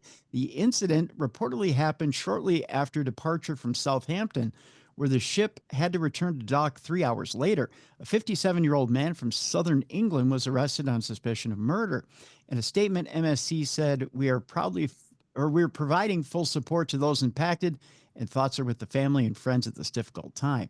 The investigation is ongoing, and local authorities thanked MSC and its crew for their cooperation. And federal agents have arrested and deported 11 cruise ship crew members, in a nationwide child exploitation crackdown at U.S. ports. What? Oh, my Lord. So, all right. There's levels to the madness now. There is levels to the madness. Oh, my gosh. The joint operation led by Customs and Border Protection in Fort Lauderdale targeted workers on cruise ships at ports including Galveston and Port Canaveral. One arrest was made after agents found illicit content on a device 10 others were deported following investigations of intent to purchase children. Wow. Whoa. Officials say the sweep was geared toward protecting passengers, especially those with children, and it is not a reflection on the cruise industry as a whole. A Norwegian cruise line is honoring Teacher Appreciation Week with its annual Giving Joy campaign. I have no idea what it has to do with children. They had to throw in a plug there. I was going to say that's literally the next line in the story. I don't know what that has to do with children. Unreal. That is unreal. That is the worst written story in the history of the world. Let's skip the teacher thing because, that is weird. Okay, so it said cruise stocks, by the way, were mainly flat on Monday, as they should be with all the fights going on. So there you go. By the way, Doug, you write a horrible story. If you lead with child exploitation on cruises, and by the way, Teacher Week is coming up. Yeah. It's a horrible story. I mean, maybe it's like get the kids out of the way because the teachers are trying to enjoy summer off or something. I guess I don't know what the point of that was. Yeah, I don't know what that is, but what a way to bust that's a hell of a sting operation there. Right. Yeah. Listen, yeah. I've never been on a cruise. You did cruises before. Jericho cruises, yeah. I don't know if I do get on a cruise ship anytime soon, though. I'm gonna be like, make sure the kids aren't walking around with price tags on them. Right. Yeah. Alert authorities immediately. Yeah, exactly. I don't know that I'd take a kid on a cruise, to be honest with you. Maybe Disney I don't think cruises. So either. I don't think so either. Because I mean, number one, it's like, what if they don't deal well with the seasick? You know what I mean? Yeah. That and love my children. Yeah. Love my children. I want to hit the water and have some beverages and be an adult child. Right. And you are trapped on a cruise ship. You aren't going there. And if you love your kids and they're high energy, you don't want to be on a ship that's like, and if you're claustrophobic, a ship is not the place to be. A cruise ship is not the place to be. But if you can imagine being in a small room that's even smaller, again, I'm getting claustrophobic. I'm squeezing you into this small little room. Yeah. And you put your kids on top of you and they're high energy. Boy, you're going to want to throw them overboard by the time you're done with 7 days. Which would get you on next week's edition of True Crime Tuesday. Yeah, exactly. Yeah. It would. Yeah, you'd be featured in the front part of the program for sure. Good Lord. Yeah. Our next story has to do with a bus driver who's accused of having a blood alcohol level of 0.221 while taking children on a school field trip. Okay, if you're watching this portion of the podcast, Tim made a judgmental face. Sometimes I drink to deal with my children, so let's not judge his coping mechanism, but let's judge the fact that he decided to drive as well. You can't judge the fact that everybody copes in their own way. He wasn't trying to hurt anybody. And maybe, here's the deal, maybe he was having some beverages because he's trying to forget the kids he had to deal with on the morning route, right? Okay. And then the main bus driver, who was supposed to do the field trip, called in sick. He's only backup. Okay. But I'm really pacifying this guy's mistake here. I don't know. I don't know what else to do. 0.221 is more than a few, my friend. That's, yeah. Well, maybe he's had a rough day. Maybe he was dating somebody and she left out of the blue, got back with her ex. No explanation. No explanation. And now he just, you know what I mean? So this man, he's going through some things right now. So he spent the entire morning drinking while he was driving and then decided to do the field trip. I've done my best, Tim. I've done my best. Okay. Just checking. I'm trying to say prove until, what is it? Prove until innocent. Wow. Innocent until proven guilty. Yep. Okay. All right. We go to Davies County, Indiana, where a bus driver is accused of having a blood alcohol level of 0.221. That's almost 3 times the legal limit. While driving children on a school field trip. According to the Davies County Sheriff's Office, dispatch received a call that a school bus was stuck in the mud in the median. So he's in the median in the mud at US 50 and County Road 300 West in Washington, Indiana. The bus driver is 55-year-old Stephen Truelove. Boy, that's a name, isn't it? That sounds like a stage name, if you will. It does, yeah. He was taken to Davies Community Hospital for a drug and alcohol screen, where it was determined that his blood alcohol level was 0.221, which tells you if they took him to the hospital to be screened, he wasn't going to blow in anything on the side of the road Ooh. because he knew. Side note, knockered. not to get us off track here. True Love is his last name? Yes, True Love. Yeah. I believe Candy True Love took quite a few of my singles at Deja Vu in downtown Minneapolis at one point. I wonder if they're related. I bet you that's her brother. It sounds good. Yeah, Well, if he could reconnect us, I need a receipt. You need something for tax purposes. Yeah, you need to write that off. I need to write it off. It was a mental health trip, is what it was. That's what it was. Okay, oh, sure. 4 adults and 38 children were removed from the bus. Why couldn't one of the adults have taken over for yeah, like it's just as much their fault as it is his at this point. Right? Yeah. 4 adults and 38 children were removed from the bus, and thankfully no one was injured. True Love was charged with operating a vehicle, of course, while intoxicated. Oh, Lord. We go from a bus driver, Wayne, who was slightly intoxicated, to someone else who was slightly intoxicated. I'm going to show you a little picture here. I don't have anything fancy to bring this up other than my iPad to show you this picture of our buddy who was intoxicated. Poor guy. Yeah. Poor guy. Yeah. I did. This went crazy viral on either Instagram or TikTok. Yeah. This story, because the cop is literally hilariously laughing in the background. I'm gonna put this story in the description of our program today, so you can watch the video. We go to Springfield Township, Ohio, not too far away from Indiana, where, as Wayne put it, one cop went nuts when he found a raccoon in a car smoking on a meth pipe. Well, because I saw this, isn't the story like she got pulled over for suspicion of something, right? And she had maybe a suspended license or something. And as they removed her out of the car, he came back to the car to see her pet raccoon literally hanging on to her meth pipe, but properly. She had 2 of them. 2 raccoons? He took two meth pipes. Oh, okay. He went out of the vehicle, and then he had another one. He knew how to do it. Yeah. Good boy. Good boy. Good boy. Police in Springfield Township had more than an interesting animal encounter this past week when they crossed paths with a raccoon holding a meth pipe to its mouth during an arrest. According to a Facebook post from the department on the evening of May 5th, officers pulled over a vehicle whose owner had an active warrant and a suspended driver's license, as Wayne said. The driver is 55-year-old Virginia Vidal Page of Akron and was detained by police. But when an officer walked back to Vidal's vehicle, a raccoon named Chewy was sitting in the driver's seat with a meth pipe in his mouth.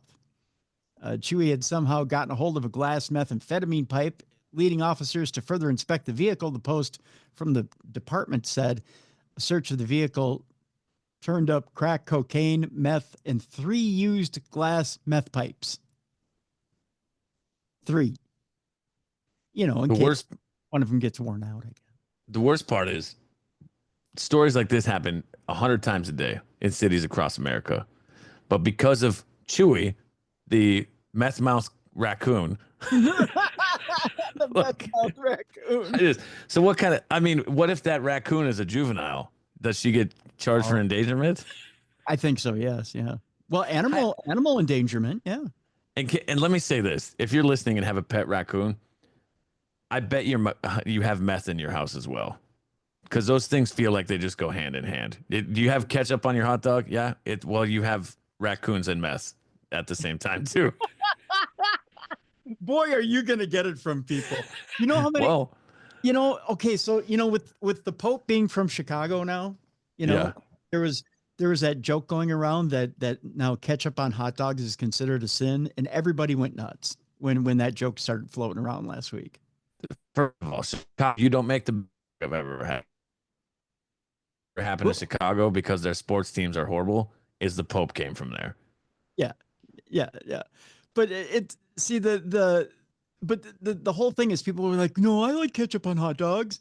Well, you shouldn't admit that in public. I like ketchup on hot dogs. Is that bad?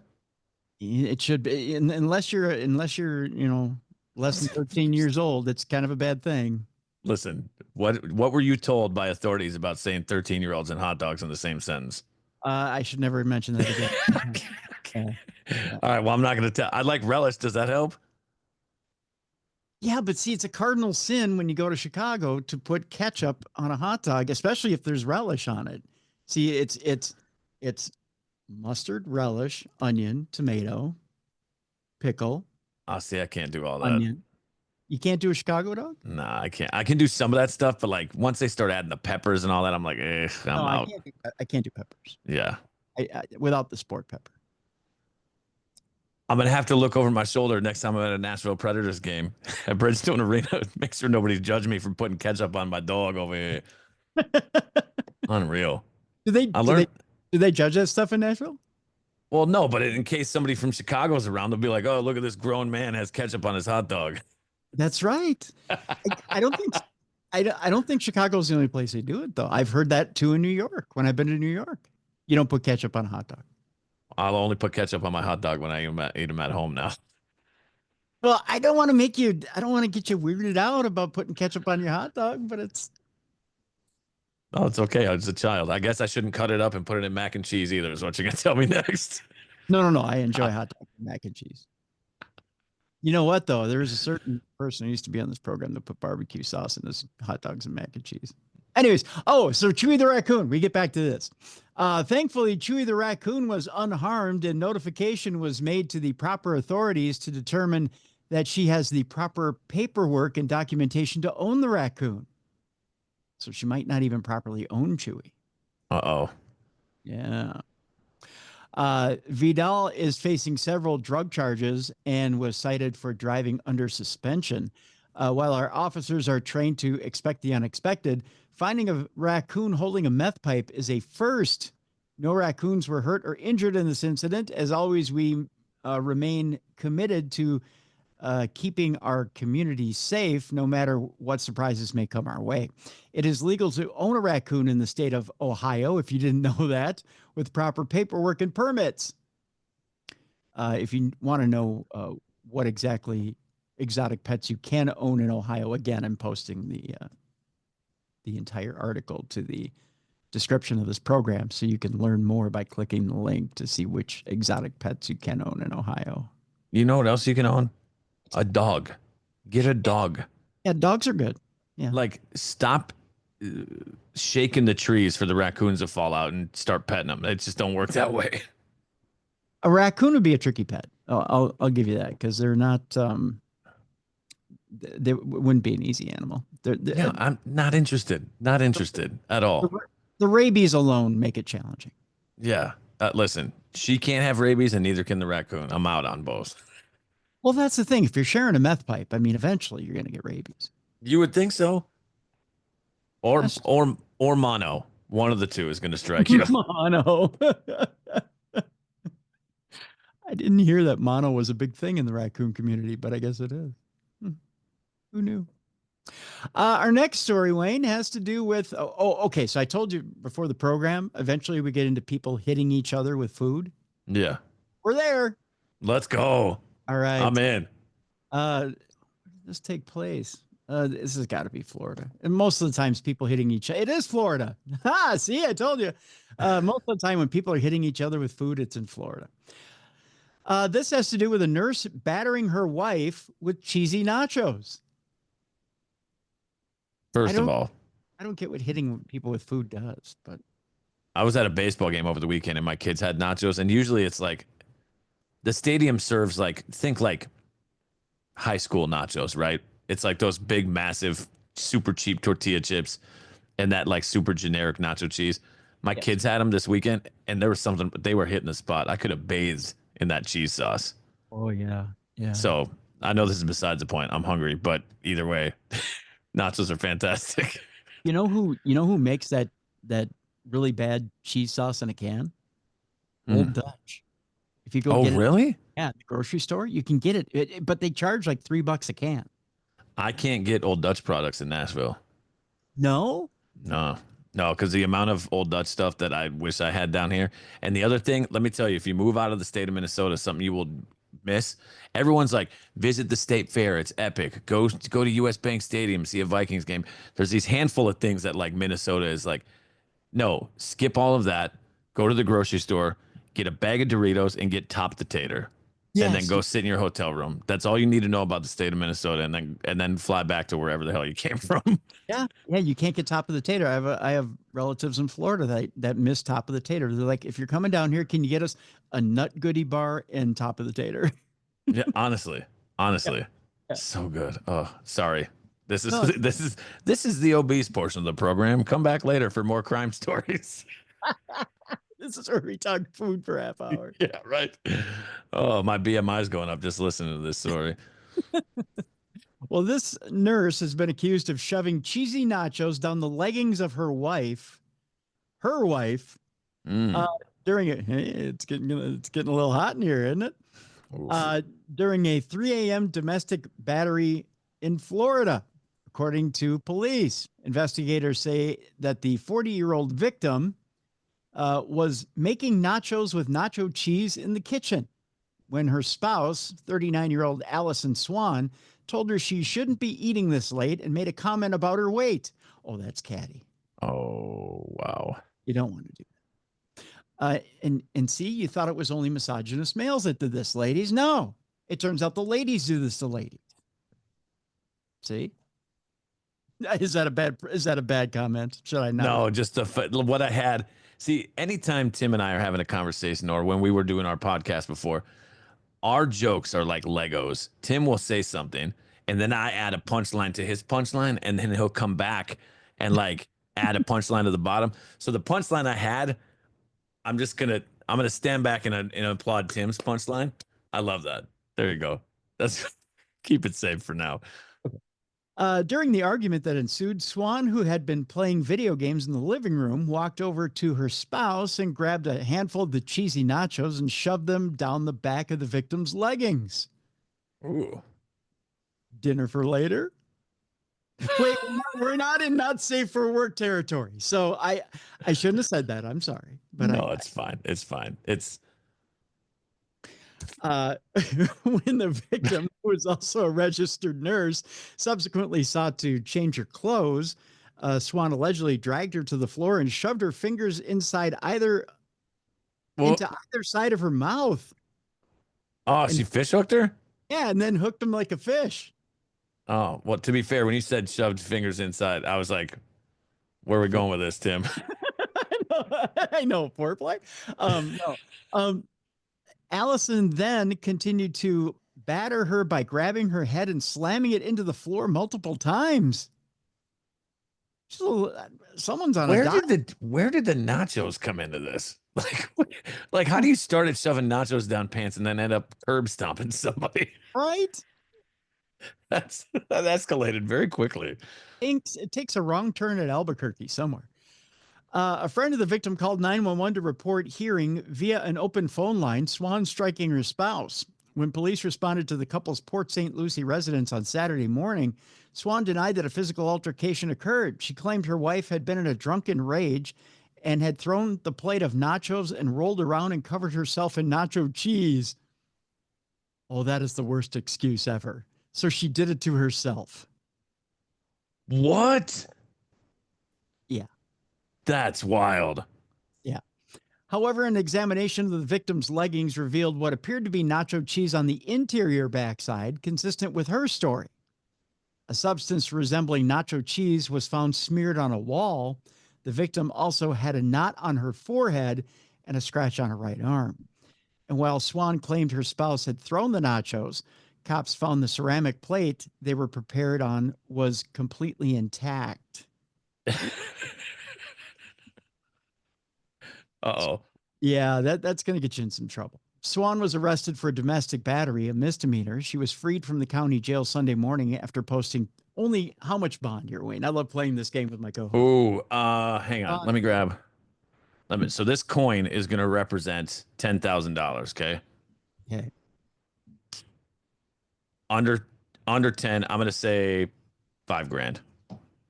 Now you would think, because we're talking major assault here. Fish. Yeah. Yeah. Oh yeah. up and down on the floor. There's a major nacho assault in the stockings. We got some major play here. Lower than $5,000. Yep. It's Florida. Keep in mind, it's Florida. Okay. Well, so I don't even need to flip the coin. $500. Lower. I'll give you one more guess. $75. A little bit higher. $250 for the bond. For all the That's kind of gangster to be able to say I got arrested and then I posted my bond. How much? What? That doesn't matter how much it was. Yeah, I don't even pay that much for the light bill. Honestly, well, yeah. You don't have to because you got to chase Sherry around to turn the lights off all the time. It's weird how Tim has all the lights on in his house, but his roommate can't even reach the light switches. Does she listen to the podcast? Yeah. Oh crap! Sorry, Sherry. As a condition of her release, Swan was ordered to have no contact with the victim, and she must stay away from the woman's car, place of employment, and home. Since Swan resides with the victim, she may return to the residence accompanied by police to retrieve her belongings. So there you go. Unreal. But who gets to keep the chips? I think they pretty much got mushy inside the stocking, and that was it. That was the end of the program right there. I'll eat mushy chips. And no, that's not. And don't read into that. I'm talking about chips. You'll eat mushy chips in a stocking. Well, do you believe in escalation? Because we go from mushy snacks in a stocking to a man who was convicted of attacking his family because he didn't like his dinner. I mean, I've been upset that dinner was gone or cold by the time I got home, but I never hit nobody over it. But we go to Georgia for this one. So we're Catoosa County, Georgia. A North Georgia jury has convicted a Tennessee man. Ooh, we're kind of going by way of your state here, of attacking his family because of the way dinner was prepared, according to prosecutors. 43-year-old Stephen Smith was convicted of child cruelty, false imprisonment, and family violence battery. He was sentenced to 50 years with the first 30 years to serve in prison. Wow. I think they're a little more serious in Georgia. Wow. Yeah. Okay. Just because I like details of stories, what was for dinner that night? Choke chicken. And choke cherries. Let's find out. Prosecutors say that in May of 2023, Smith was living with the mother of his 9-month-old, the baby, and the woman's 3-year-old and 5-year-old from a previous marriage. They say Smith complained about the way dinner was prepared before yelling at the family and breaking things. Well, they're not going to tell us what was for dinner. The mother locked herself and the children in a bedroom. When Smith got into the bedroom, prosecutors say he threw the 5-year-old and held the mother down on the 9-month-old, not with the 9-month-old, on the 9-month-old. Jeez. Smith proceeded to hold a gun to his head and and demand that the woman shoot him before eventually leaving the home. So he did the old O.J. Simpson from Naked Gun thing where he put the gun to his own head and told the woman pull the trigger. Wow. Yeah. What? Dude, where the hell do you get these stories, Tim? I'm an expert at pulling these stories, my friend. When the baby was being examined at the hospital, they found cocaine in the baby's system. Smith later admitted to using cocaine and exposing the child to it. Oh. How's that? In Tennessee, he might have gotten a talking to in probation. In Georgia, he got 50 years. If you're thinking about bringing your violent crimes across the border, don't. In Northwest Georgia, we don't play, the district attorney's office wrote in a statement. We don't play. We don't play in Northwest Georgia. Homie, don't play that. Nope. So this man is getting 50 years in Catoosa County, Georgia. What a guy. Can I tell you something? Sure. If you take anything out of that story as a parent, that's how not to do it. That is how not to do it. That I think parenting classes are in his future if he ever gets out. Yeah, if he ever, that kid's gonna be got a double ARP card, or what is it? Yeah, AARP. AARP card. Yeah. By the time he gets out of there. That kid'll be middle-aged and crazy. Just saying, yeah. Well, it sounds like it runs in the family. Well, it does. Okay. Our next story is one of those Wile E. Coyote finishes. You know, when Wile E. Coyote is chasing after the Roadrunner and eventually splat right up against the. Oh, yeah. You know, he paints the cave opening on the cave and then he runs into it and then he hits That was it. back when cartoons were good. Yeah, it was back when cartoons were good. Well, this wasn't a good ending for this particular Seattle driver. He's being chased by police. He goes to jump off a bridge to get away, and the ending wasn't so good. A Seattle driver jumps off a bridge after a high-speed chase by police. We go to Seattle, where a driver is dead after jumping from the Ship Canal Bridge while attempting to flee the scene of a crash early Saturday morning. That, according to the Washington State Patrol. Let's tell you what happened, because Wile E. Coyote didn't win yet again.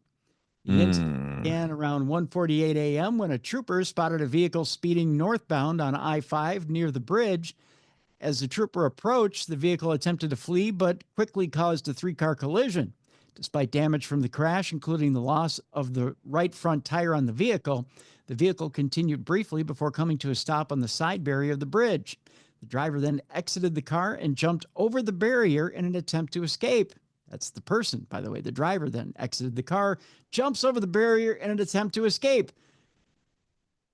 He must have thought there was water below. But guess what, Wayne? There's no water below. He didn't survive the fall to the street below.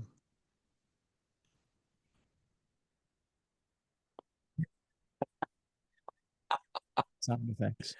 I mean, it's not funny. Pay a ton for him.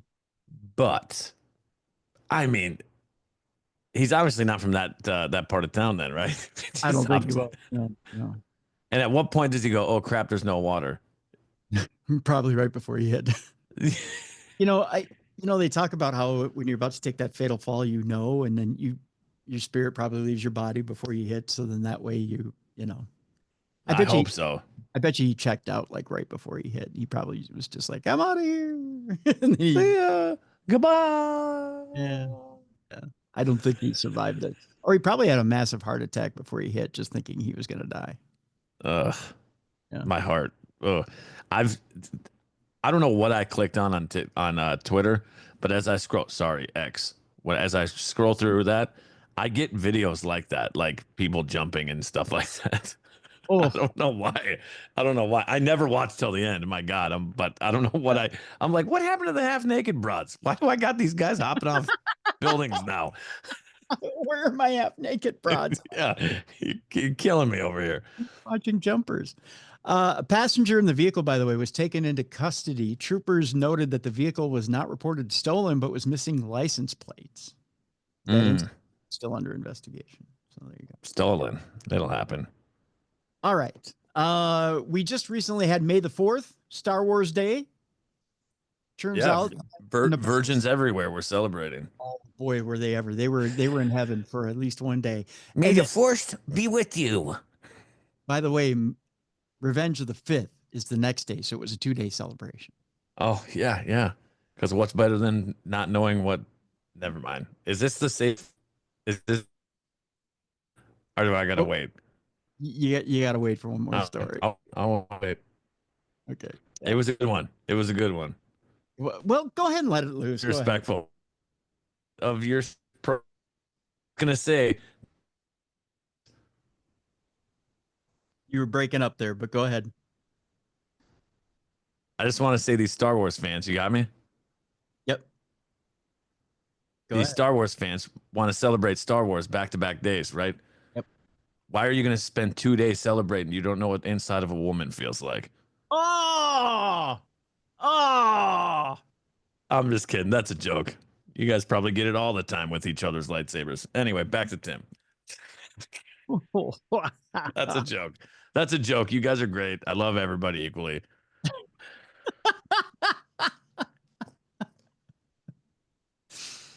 Yikes. You're editing that out of the show, right? I don't blame you. It's fine. You got the cojones to stand up and say it. I don't have the cojones to edit it out. It's fine. So anyways, so May the 4th was Star Wars Day, Revenge of the 5th. Yeah, yeah. Is supposed to be Cinco de Mayo, but some of them don't recognize it. So this took place on May 9th because evidently this kid was celebrating way past. Yeah. New. A Nebraskan is jailed for lightsaber attacks.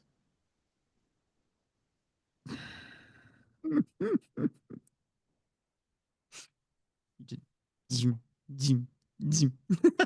Just hitting you on the head. Zoom. I told you not to mess with me.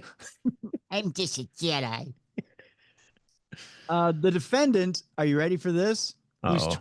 25 years old. I'm going to show you a picture of him. Here he is. This guy right here. This dweeb right here. He couldn't find a lady's undergarments with Google Maps. Struck his neighbor and her 7-year-old with a lightsaber. Guys, you're bothering me. Because he's got the one with the sound effect. And then he ran back to the Millennium Falcon known as his parents' basement to hide out. Yes, he did. And we're going to Nebraska for this one. A Nebraska man is behind bars on a pair of felony charges, because it's a felony to hit somebody with your lightsaber, for allegedly striking a female neighbor and the woman's 7-year-old daughter with a Star Wars lightsaber. Investigators allege that Obi-Wan Aiden Orion White, 25 years old. Actually, I added the Obi-Wan part, but his name is Aiden Orion White. First struck the girl while she was playing with other children in the front yard of her Auburn home, while the child's mother, 37-year-old Sandra Lunsman, confronted White. He yelled at her, I'm not in the mood. Get back in your fucking house. What? Yep. White then allegedly charged Lunsman wielding his lightsaber. Well, humming the Flight of the Jedi song or whatever it is from Star Wars, I'm sure, according to an arrest affidavit. And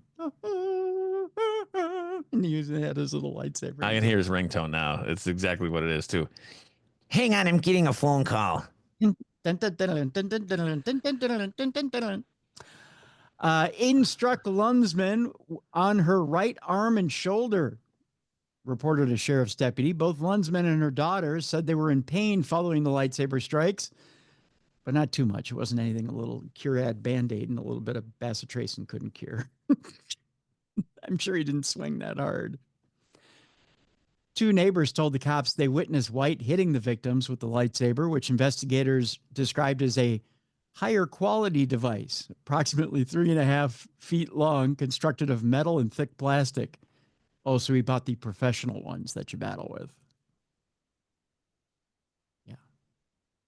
Okay. There's no such thing as a professional lightsaber. It's made up. It's fake. Okay? It's fake. No, seriously, there's professional lightsabers that these Jedi battle with. And I'll have to send you the video sometime so you can laugh. Can I tell you something? Yeah. Don't waste text messages on that with me.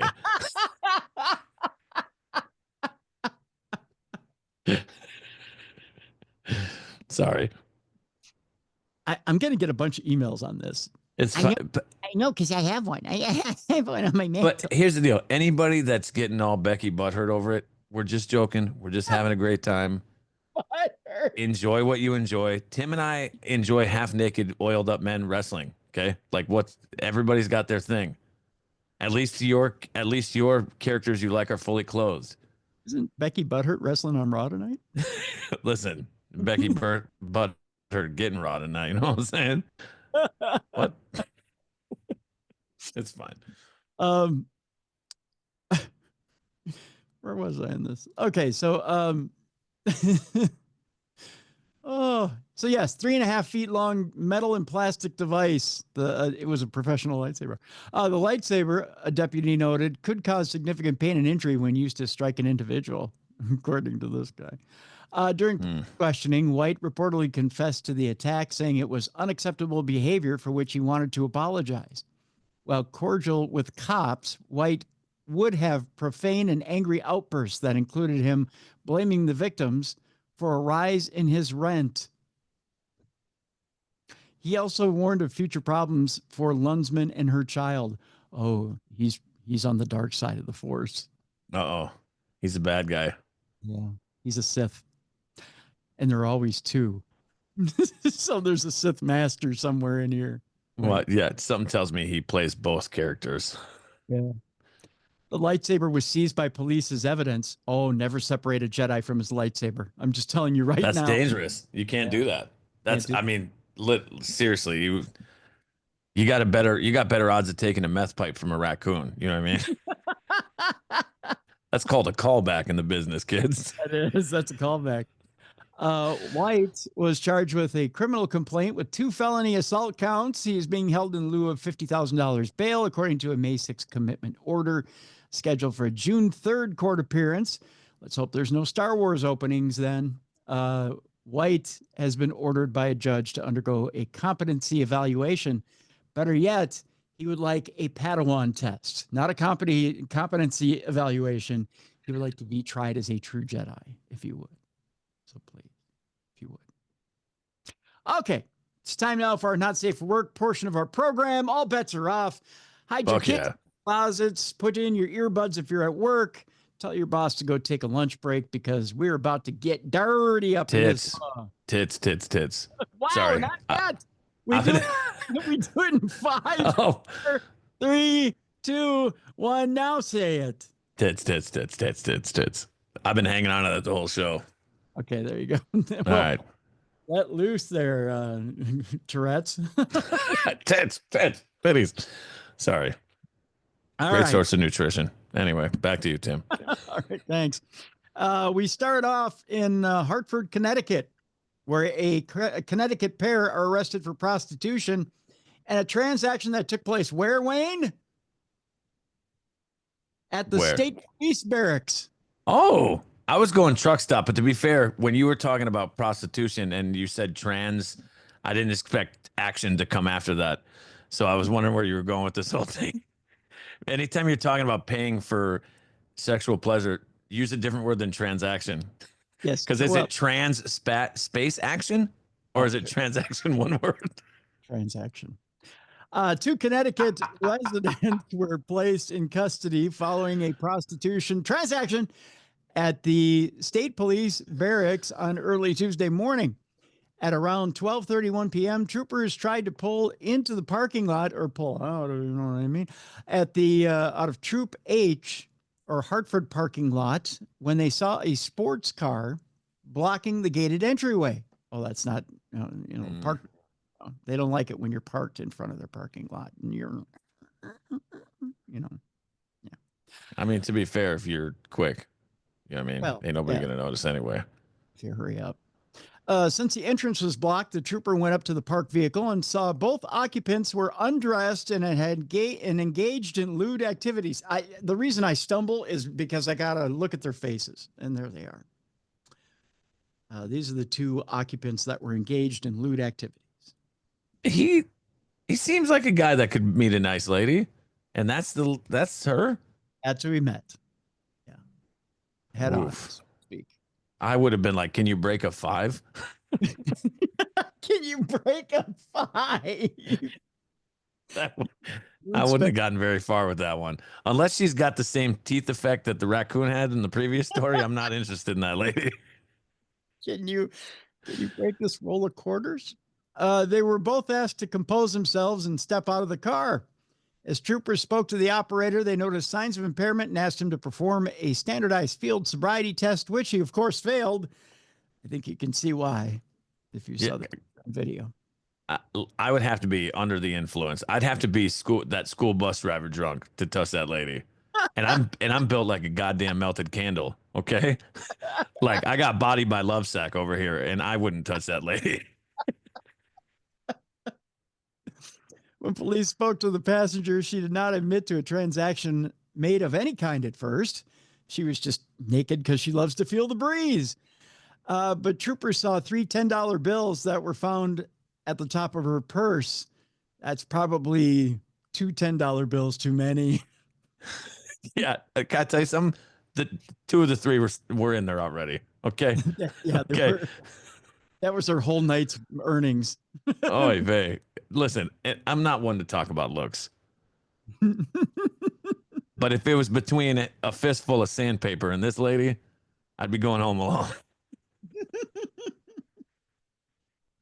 I should have took a sip there.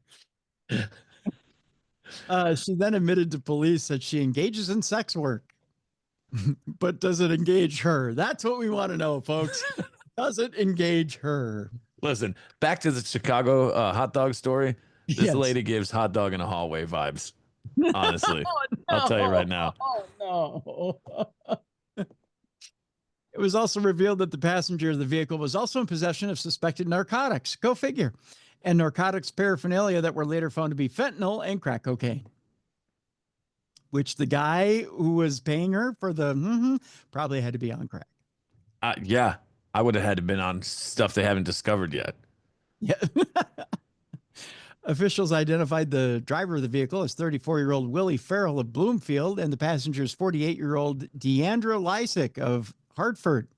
Farrell was placed in custody and is now facing the following charges: illegal operation of a motor vehicle under the influence of alcohol or drugs, improper parking, criminal trespass of the third degree, soliciting sexual acts in exchange for sexual conduct, and just plain poor taste. I made that last one up. But listen, should be charged. Should be charged. That should be legit. That should lead the pack. He's being released on how much of a bond? Give me a price tag here. 1 million, 2 million? No, I mean, it's. Are you kidding me? To be honest, I think they probably looked at him, saw the charges he had, looked at her, and put him down a little bit. Put him down. They shot him. He's like, you're on. He goes, you're on enough of that to be next to that. They looked at him and shot him in the dick.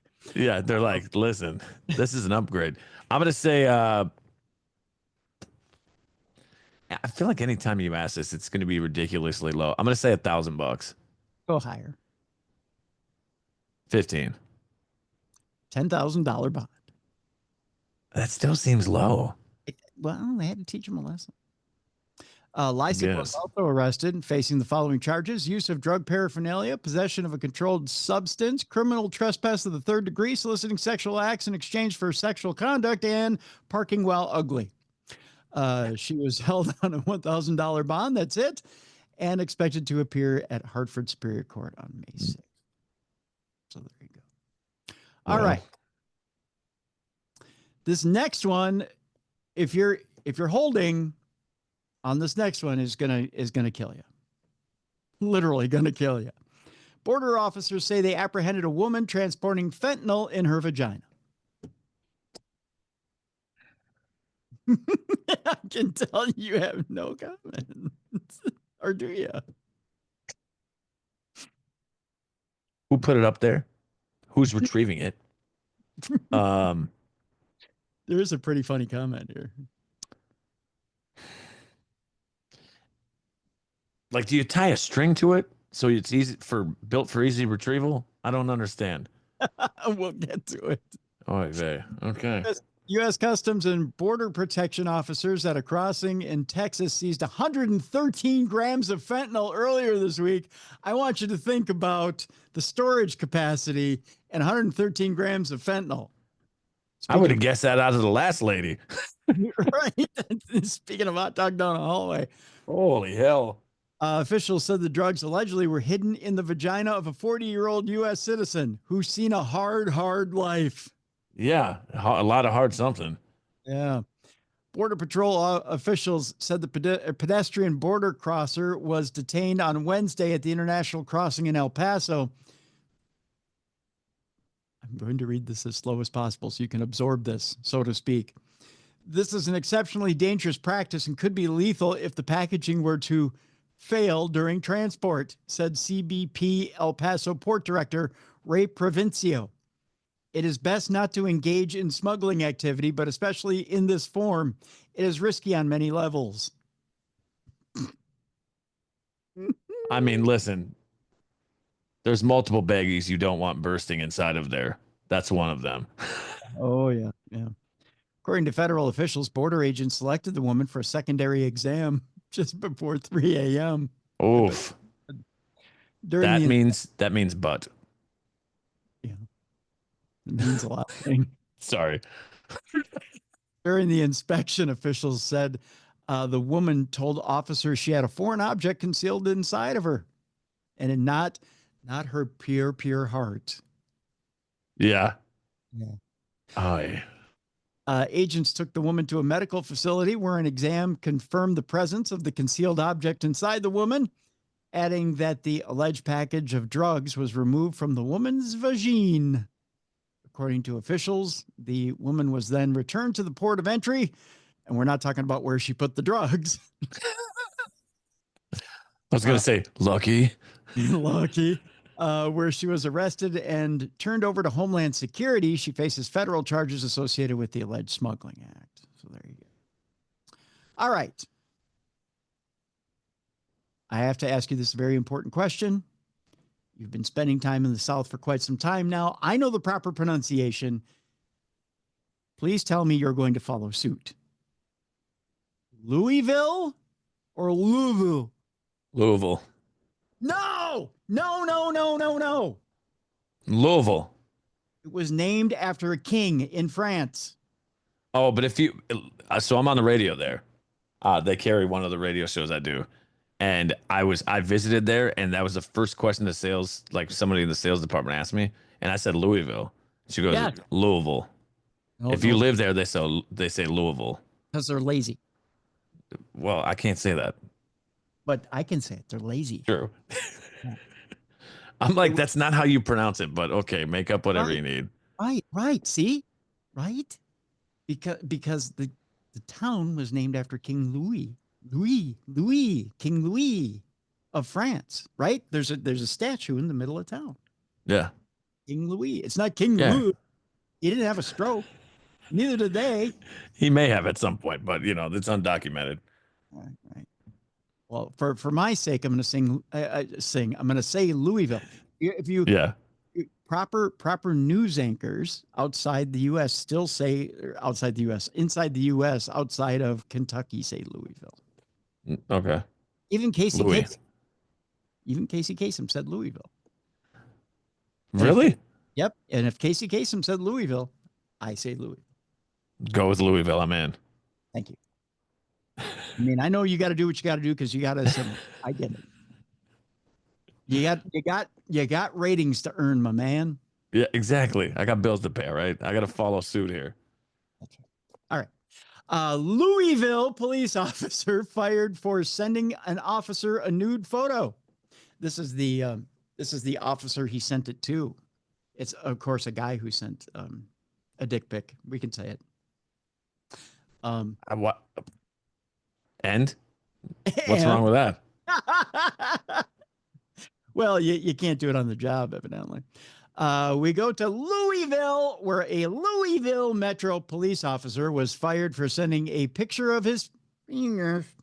I hate that word, by the way. It's very, but a picture of his penis to a female officer he was training and having inappropriate sexual conversations with. Officer Justin Lamont, we call it showing off little Lamont. See what I did there? Was terminated for multiple conduct unbecoming violations, according to an April 11th memo from Chief Paul Humphrey. Allegations of harassment and sexual abuse were not sustained. Humphrey reviewed an investigative file that included, among other evidence, body camera video and Lamont's statement and an interview with the victim, Officer Christine Silk. Her last name Silk. I don't know what that has to do with anything. You admitted to engaging in these conversations and sending her the picture while he was on duty and in uniform, the chief wrote. Your conduct has brought discredit upon the department. I will not tolerate this type of conduct by any member of the that's my compromise here. Metro Police Department. I'm still going to say E, but I'll say it like they do and slur it. Lamont was also accused of inappropriate conduct with a female confidential informant and other female citizens. Oh, he was just the dick pics all around. Humphrey wrote in a memo obtained by WDRB News under the open records law. Attorney Sarah Collins, who represents Silk, questioned why Lamont wasn't found to have violated the department's harassment or sexual abuse policies. That's the appropriate action, she said of the termination, but not the appropriate charge. Todd Lewis, who represents Lamont, said in a statement Monday that they disagree that sending another officer a sexual image was grounds alone for termination. So, just fling those dick pics out there and let them lie. What's the officer's name? I want to find her on Instagram and send her some. Christine Silk. Christine Silk. Silk. Yeah. Well, I don't work with her. Oh, no, you can't. I'm just kidding. Probably. Probably. Such circumstances not considered by the chief include, among other things, the consent of the parties involved and the overall credibility of the accuser, Lewis said, as we understand the situation, under no circumstances is the chief deemed only one officer's version of these circumstances to be fully accurate and credible. In fact, we have already reported to the chief very serious concerns in that regard. So they're saying it's not mutual that they think that abuse is going on here. They're saying Christine was involved as well. Oh. Yeah. Silk filed a lawsuit against the department last year, claiming she was sexually harassed by 2 male supervisors during her first year on the job. The officer named was Officer Dale, I believe this is Cottongim, who previously received a reprimand and was transferred out of the training unit, according to a copy of his disciplinary history. The lawsuit alleges Silk was a recruit in her first week last year when one of the instructors, Cottongim, had been asking inappropriate questions about her being a single mother in front of her classmates, according to the... I know you already have formed the question in your mind. You don't have to. No, don't say it out loud. No, I'm not. I promise. I'm you complete first. Okay. In front of her classmates, according to the lawsuit, Cottongim suggested that Silk whore herself out of childcare and go on a date, take a guy home, sleep with him, and then she would have childcare. That's not good. After Silk told, So sorry, go ahead. After Silk told a female sergeant about the conduct, an internal investigation concluded Cottongim had violated LMPD policy regarding conduct unbecoming and courtesy. He was exonerated on an allegation of sexual harassment. Upon graduating from the academy, Silk began training with Lamont, who made inappropriate comments and advances toward her. According to the suit, Lamont brushed against Silk's breast and attempted to raise her shirt, the suit claims. Another time while Silk was driving, he allegedly forced her to read a sexual fantasy he had written about her in the notes section of his phone. Well, that's what a creep. Yeah. Do you think anything happened that made him think it was okay? No. I'm getting the idea that nothing did. And the lawsuit includes text sent to Silk asking for nude pictures and a redacted picture of Lamont's penis. I didn't get any type of response last night and was sweating, laugh emoji. Lamont texted the day after, allegedly sending a picture of his penis. So he got no response. That's embarrassing. The anxiety. I mean, first of all, you got to have balls to send that anyway. Well, pun intended. To send that. A couple of balls. Yeah. So yeah, he sent it. She didn't respond, and he went, oopsie. While Silk didn't initially file a complaint for fear she would be ostracized by other officers, she worried his conduct would continue with other young female officers and told another officer about the incidents. That officer, who was in charge of training Silk after Lamont, wrote a memo to a sergeant in December of 2023 describing the inappropriate conduct, according to the lawsuit, and no action was taken. After that, Silk said she was retaliated against and denied a request to be put on certain assignment because She was told there were rumors she had a sexual relationship with an officer in the same squad. The lawsuit is requesting a jury trial and unspecified monetary damages. So there's that story there. Yeah, I have a feeling he just kind of did it. And she was like, nope. And he was like, oh, yeah, haha. You know. I mean, that's weird. I've never.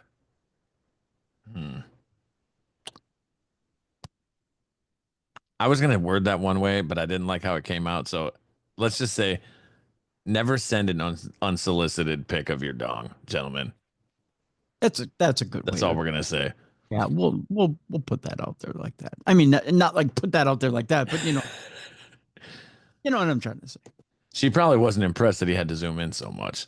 Is really what it came down to. Well, if she saw like mid thigh or a kneecap in that picture of his penis, she probably would have replied. Oh God, no! I think you're just digging deeper here. It's fine. Listen, there is a lady laughing somewhere right now because she gets it. It's fine. Yeah, that's smaller than a thumb. There's no reply, I suppose. Okay, let's move on. I'm going to show you a picture here. Hang on. Let's not do a story about sharing dick pics and then you go, hang on. And then the very next story before you jump in, you go, let me show you a picture. Not like that. It's a picture of these two people right here. Hey, but she ain't bad. Why couldn't she have been the girl in the car? And then you got the Tiger King on the other side of that. Yeah, the Tiger King guy. Yeah. Well, I'll let you be the judge on this next one. A married couple. We're going to Florida, by the way. Married couple is busted for a fingering incident at a lewd type of conduct at a Florida bar. They're fingered for lewd conduct. Fingered for lewd conduct. Get what I said here? Say that it was her on him. Say she did it to him, please. Why you? She did him. Because it would just be hilarious to get kicked out of a bar because you tried to give your boyfriend a stool to get a stool sample from your boyfriend in front of everybody. Well, I'll tell you exactly how this went down. A married couple was arrested Sunday evening for allegedly engaging in lewd activity at a sidewalk cafe in Florida. Oh, a sidewalk cafe. That's just nasty. Oof. 29-year-old Ryan Cook and 27-year-old Kimberly Morey were at the Where's Jubes bar in downtown St. Petersburg where the disorderly conduct occurred. According to a witness, Cook placed his hand up his wife's dress and touched her private parts, which reportedly caused a disturbance and a breach of the peace. Morey was charged. That's legal speak for a lot of boners. A lot of boners in the bar. You've disturbed the peace of my pants.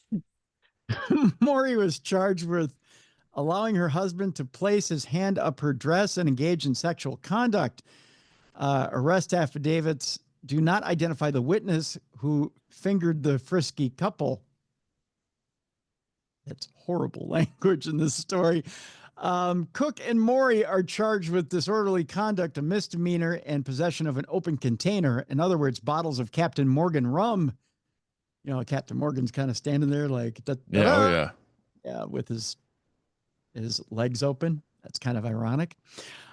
During a court appearance on Monday, Cook and Morey pleaded no contest to the charges. A judge adjudicated them guilty and fined them each $500. The couple was subsequently freed from the county jail, much like her panties were freed from her when she got fingered that day. And at a bar, imagine his hands were dirty. I guess so, yeah. All right. One last palate cleanser here for you. What do you got today? I don't know if you watched any of the papal coverage, any of the Pope coverage, and they were electing the Pope. There was a term that was misused during the Pope coverage, which I found kind of funny here, Wayne. I was going to share it here with you. It was on CBS. You know, CBS has an older demographic. Yeah. I'm gonna quote this to you because I thought it was kind of fun. The CBS News team is covering the papal coverage, papal conclave. They picked an awkward time to roll out some youth slang as they're talking about how they were picking the Pope. Okay. Yeah. They declared the cardinals were electing a successor to Pope Francis, and that they'd be doing something during the process. And it had to do with phones, cell phones. They were trying to describe that, that there's a lack of technology inside Vatican City and inside the Sistine Chapel while they're voting. In fact, they don't even allow cell phones. So they take all the cell phones and they take them away from the cardinals so that they can't get information from the outside inside, and nothing can disturb them. Especially, believe it or not, voting odds, because this is one of the first times they've taken voting action on and betting action on the Pope, which I thought was ridiculous. But okay, so here's the story. Live coverage of the event blanketed cable and broadcast news. It included a CBS team led by Nora O'Donnell, Tony, I believe it is DeCouple, I think his name was, Maurice Dubois, Seth Doan, Chris Livesay, commentary from Vatican analyst Delia Gallagher, Father Anthony, I believe it is Figueredo, and John Allen, who's the editor of Crux. Okay. So things take a humorous turn when the team noted that, as depicted in the film Conclave, the Cardinals wouldn't have live phones or other devices during the proceedings. They used a certain slang term to express it, but they used the wrong one. Oh, God. And here's the quote. John Allen says, most of them will tell you that while this is going on, they're sitting there reading their breviary. That's a book of prayers that clergy have, or praying a rosary, or doing the one thing that we know that they're not doing, which is checking Instagram, because their devices have all been confiscated. Tony DeCouple says at that point, I believe the kids call it raw dogging it.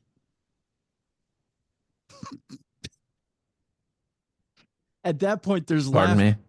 Right. He said, I believe the kids call it raw dogging it. At that point, the whole news team busts out laughing. And Tony goes on to say, if you're going to go through a long period of time with no electronic device, that's what he means by raw dogging it. He's trying to clarify. That's what raw dogging it is. So Delia Gallagher says, okay, right. Well, they're of a certain age, so they might be used to it. Like, she meant they might be used to going without phones, not they might be used to raw dogging it. Father Anthony then says, I just wanted to say the Cardinal we just saw come up with the black covering over his head is the Cardinals from Melbourne. It's just 45 years old, the youngest. Incredible, the youngest. Imagine if he were elected Pope. So he's trying to change the story. Now, raw dogging, for those of you who don't know, originated as slang for unprotected sex, but has evolved to include enduring any activity, usually something boring, without the benefit of wanted or needed distraction or diversion. So that's what Tony was trying to get to, the new slang of what raw dogging is. No, when something has been used as a descriptive term for so long, you can't change it. You can't change it. Like, perfect example. Let's say it was hot in the house and you yelled because you wanted the fan on, hey, can you do me a favor and turn that on? It's hot as hell in here. I need a blowjob.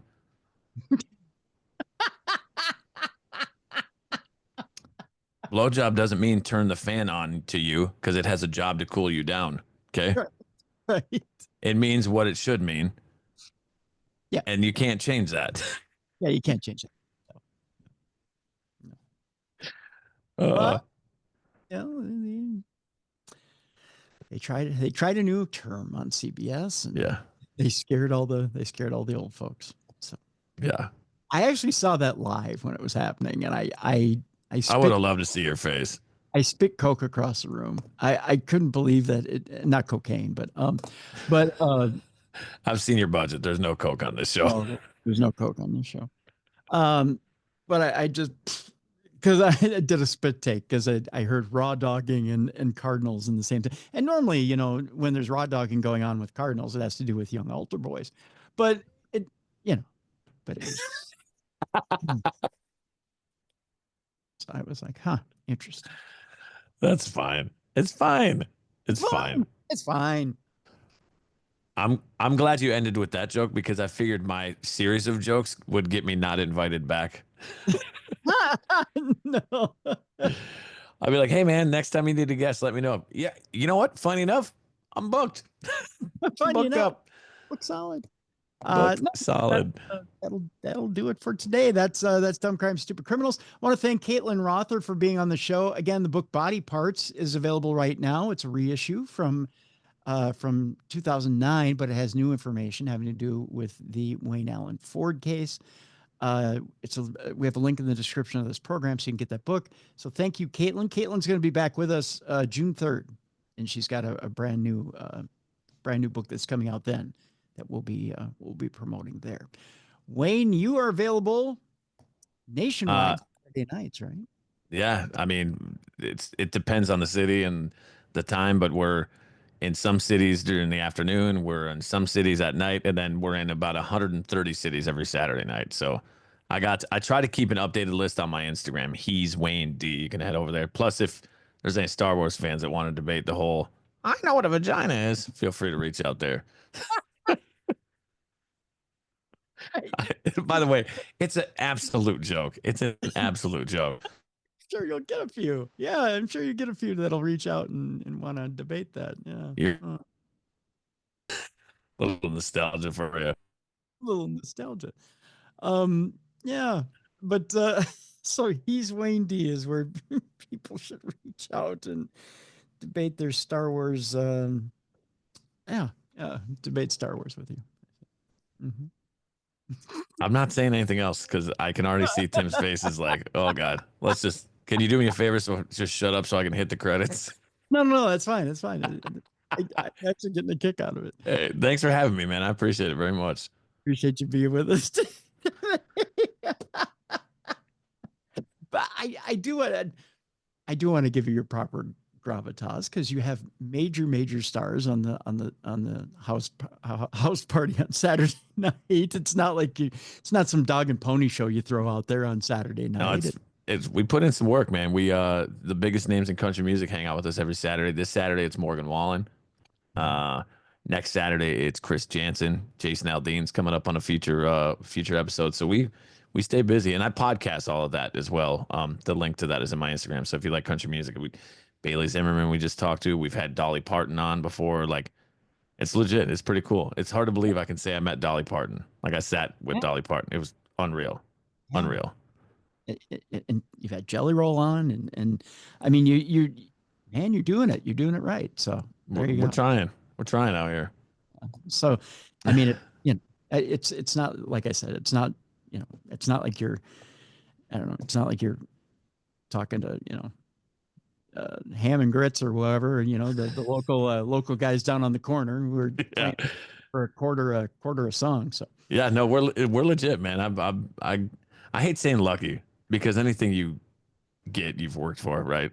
And yes. It just things worked out in your favor. But I've been fortunate. We'll say fortunate. We're gonna word swap there. I've been fortunate for the experiences that I've had, especially since I moved out here. So. Very much so. Yes, you did excellent job. I bow in your general direction. I'm serious, very serious. I'm not being facetious. So yeah, I appreciate that, and I know how tough it is for you to get back up. So I appreciate you bowing. Yes. Between the broken bones and arthritis, my friend, I may not get back. So there you go. I will leave you on the floor there. There you go. All right, folks, that'll do it for today. Tomorrow, Supernatural News, and then speaking of music, Thursday. Boy, do we have a show for you. I'm going to tease it as this, Wayne. Kurt Cobain. Yes, coming back from the dead. Only on this show on Darkness Radio. No, God, I wish I could score. Give us a shot Thursday. No, I'm kidding. Is that not funny? Give us a shot, Kurt Cobain. It's fine. Actually, we are going to be talking dead rock stars on Thursday. Ooh, I like that. But, and here's the twist. I'm only going to give you this. I'll tell you this much. Paul Wilde is our guest on Thursday. And we're going to talk about a certain rock star who may have been a teacher of the occult. Prince. No. Oh, damn it. I can confidently tell you it's not him. But you'll find out Thursday. So we'll tell you more on tomorrow's program. So awesome. Let's go. That'll do it for today. Wayne, I want to thank you so much for being with us.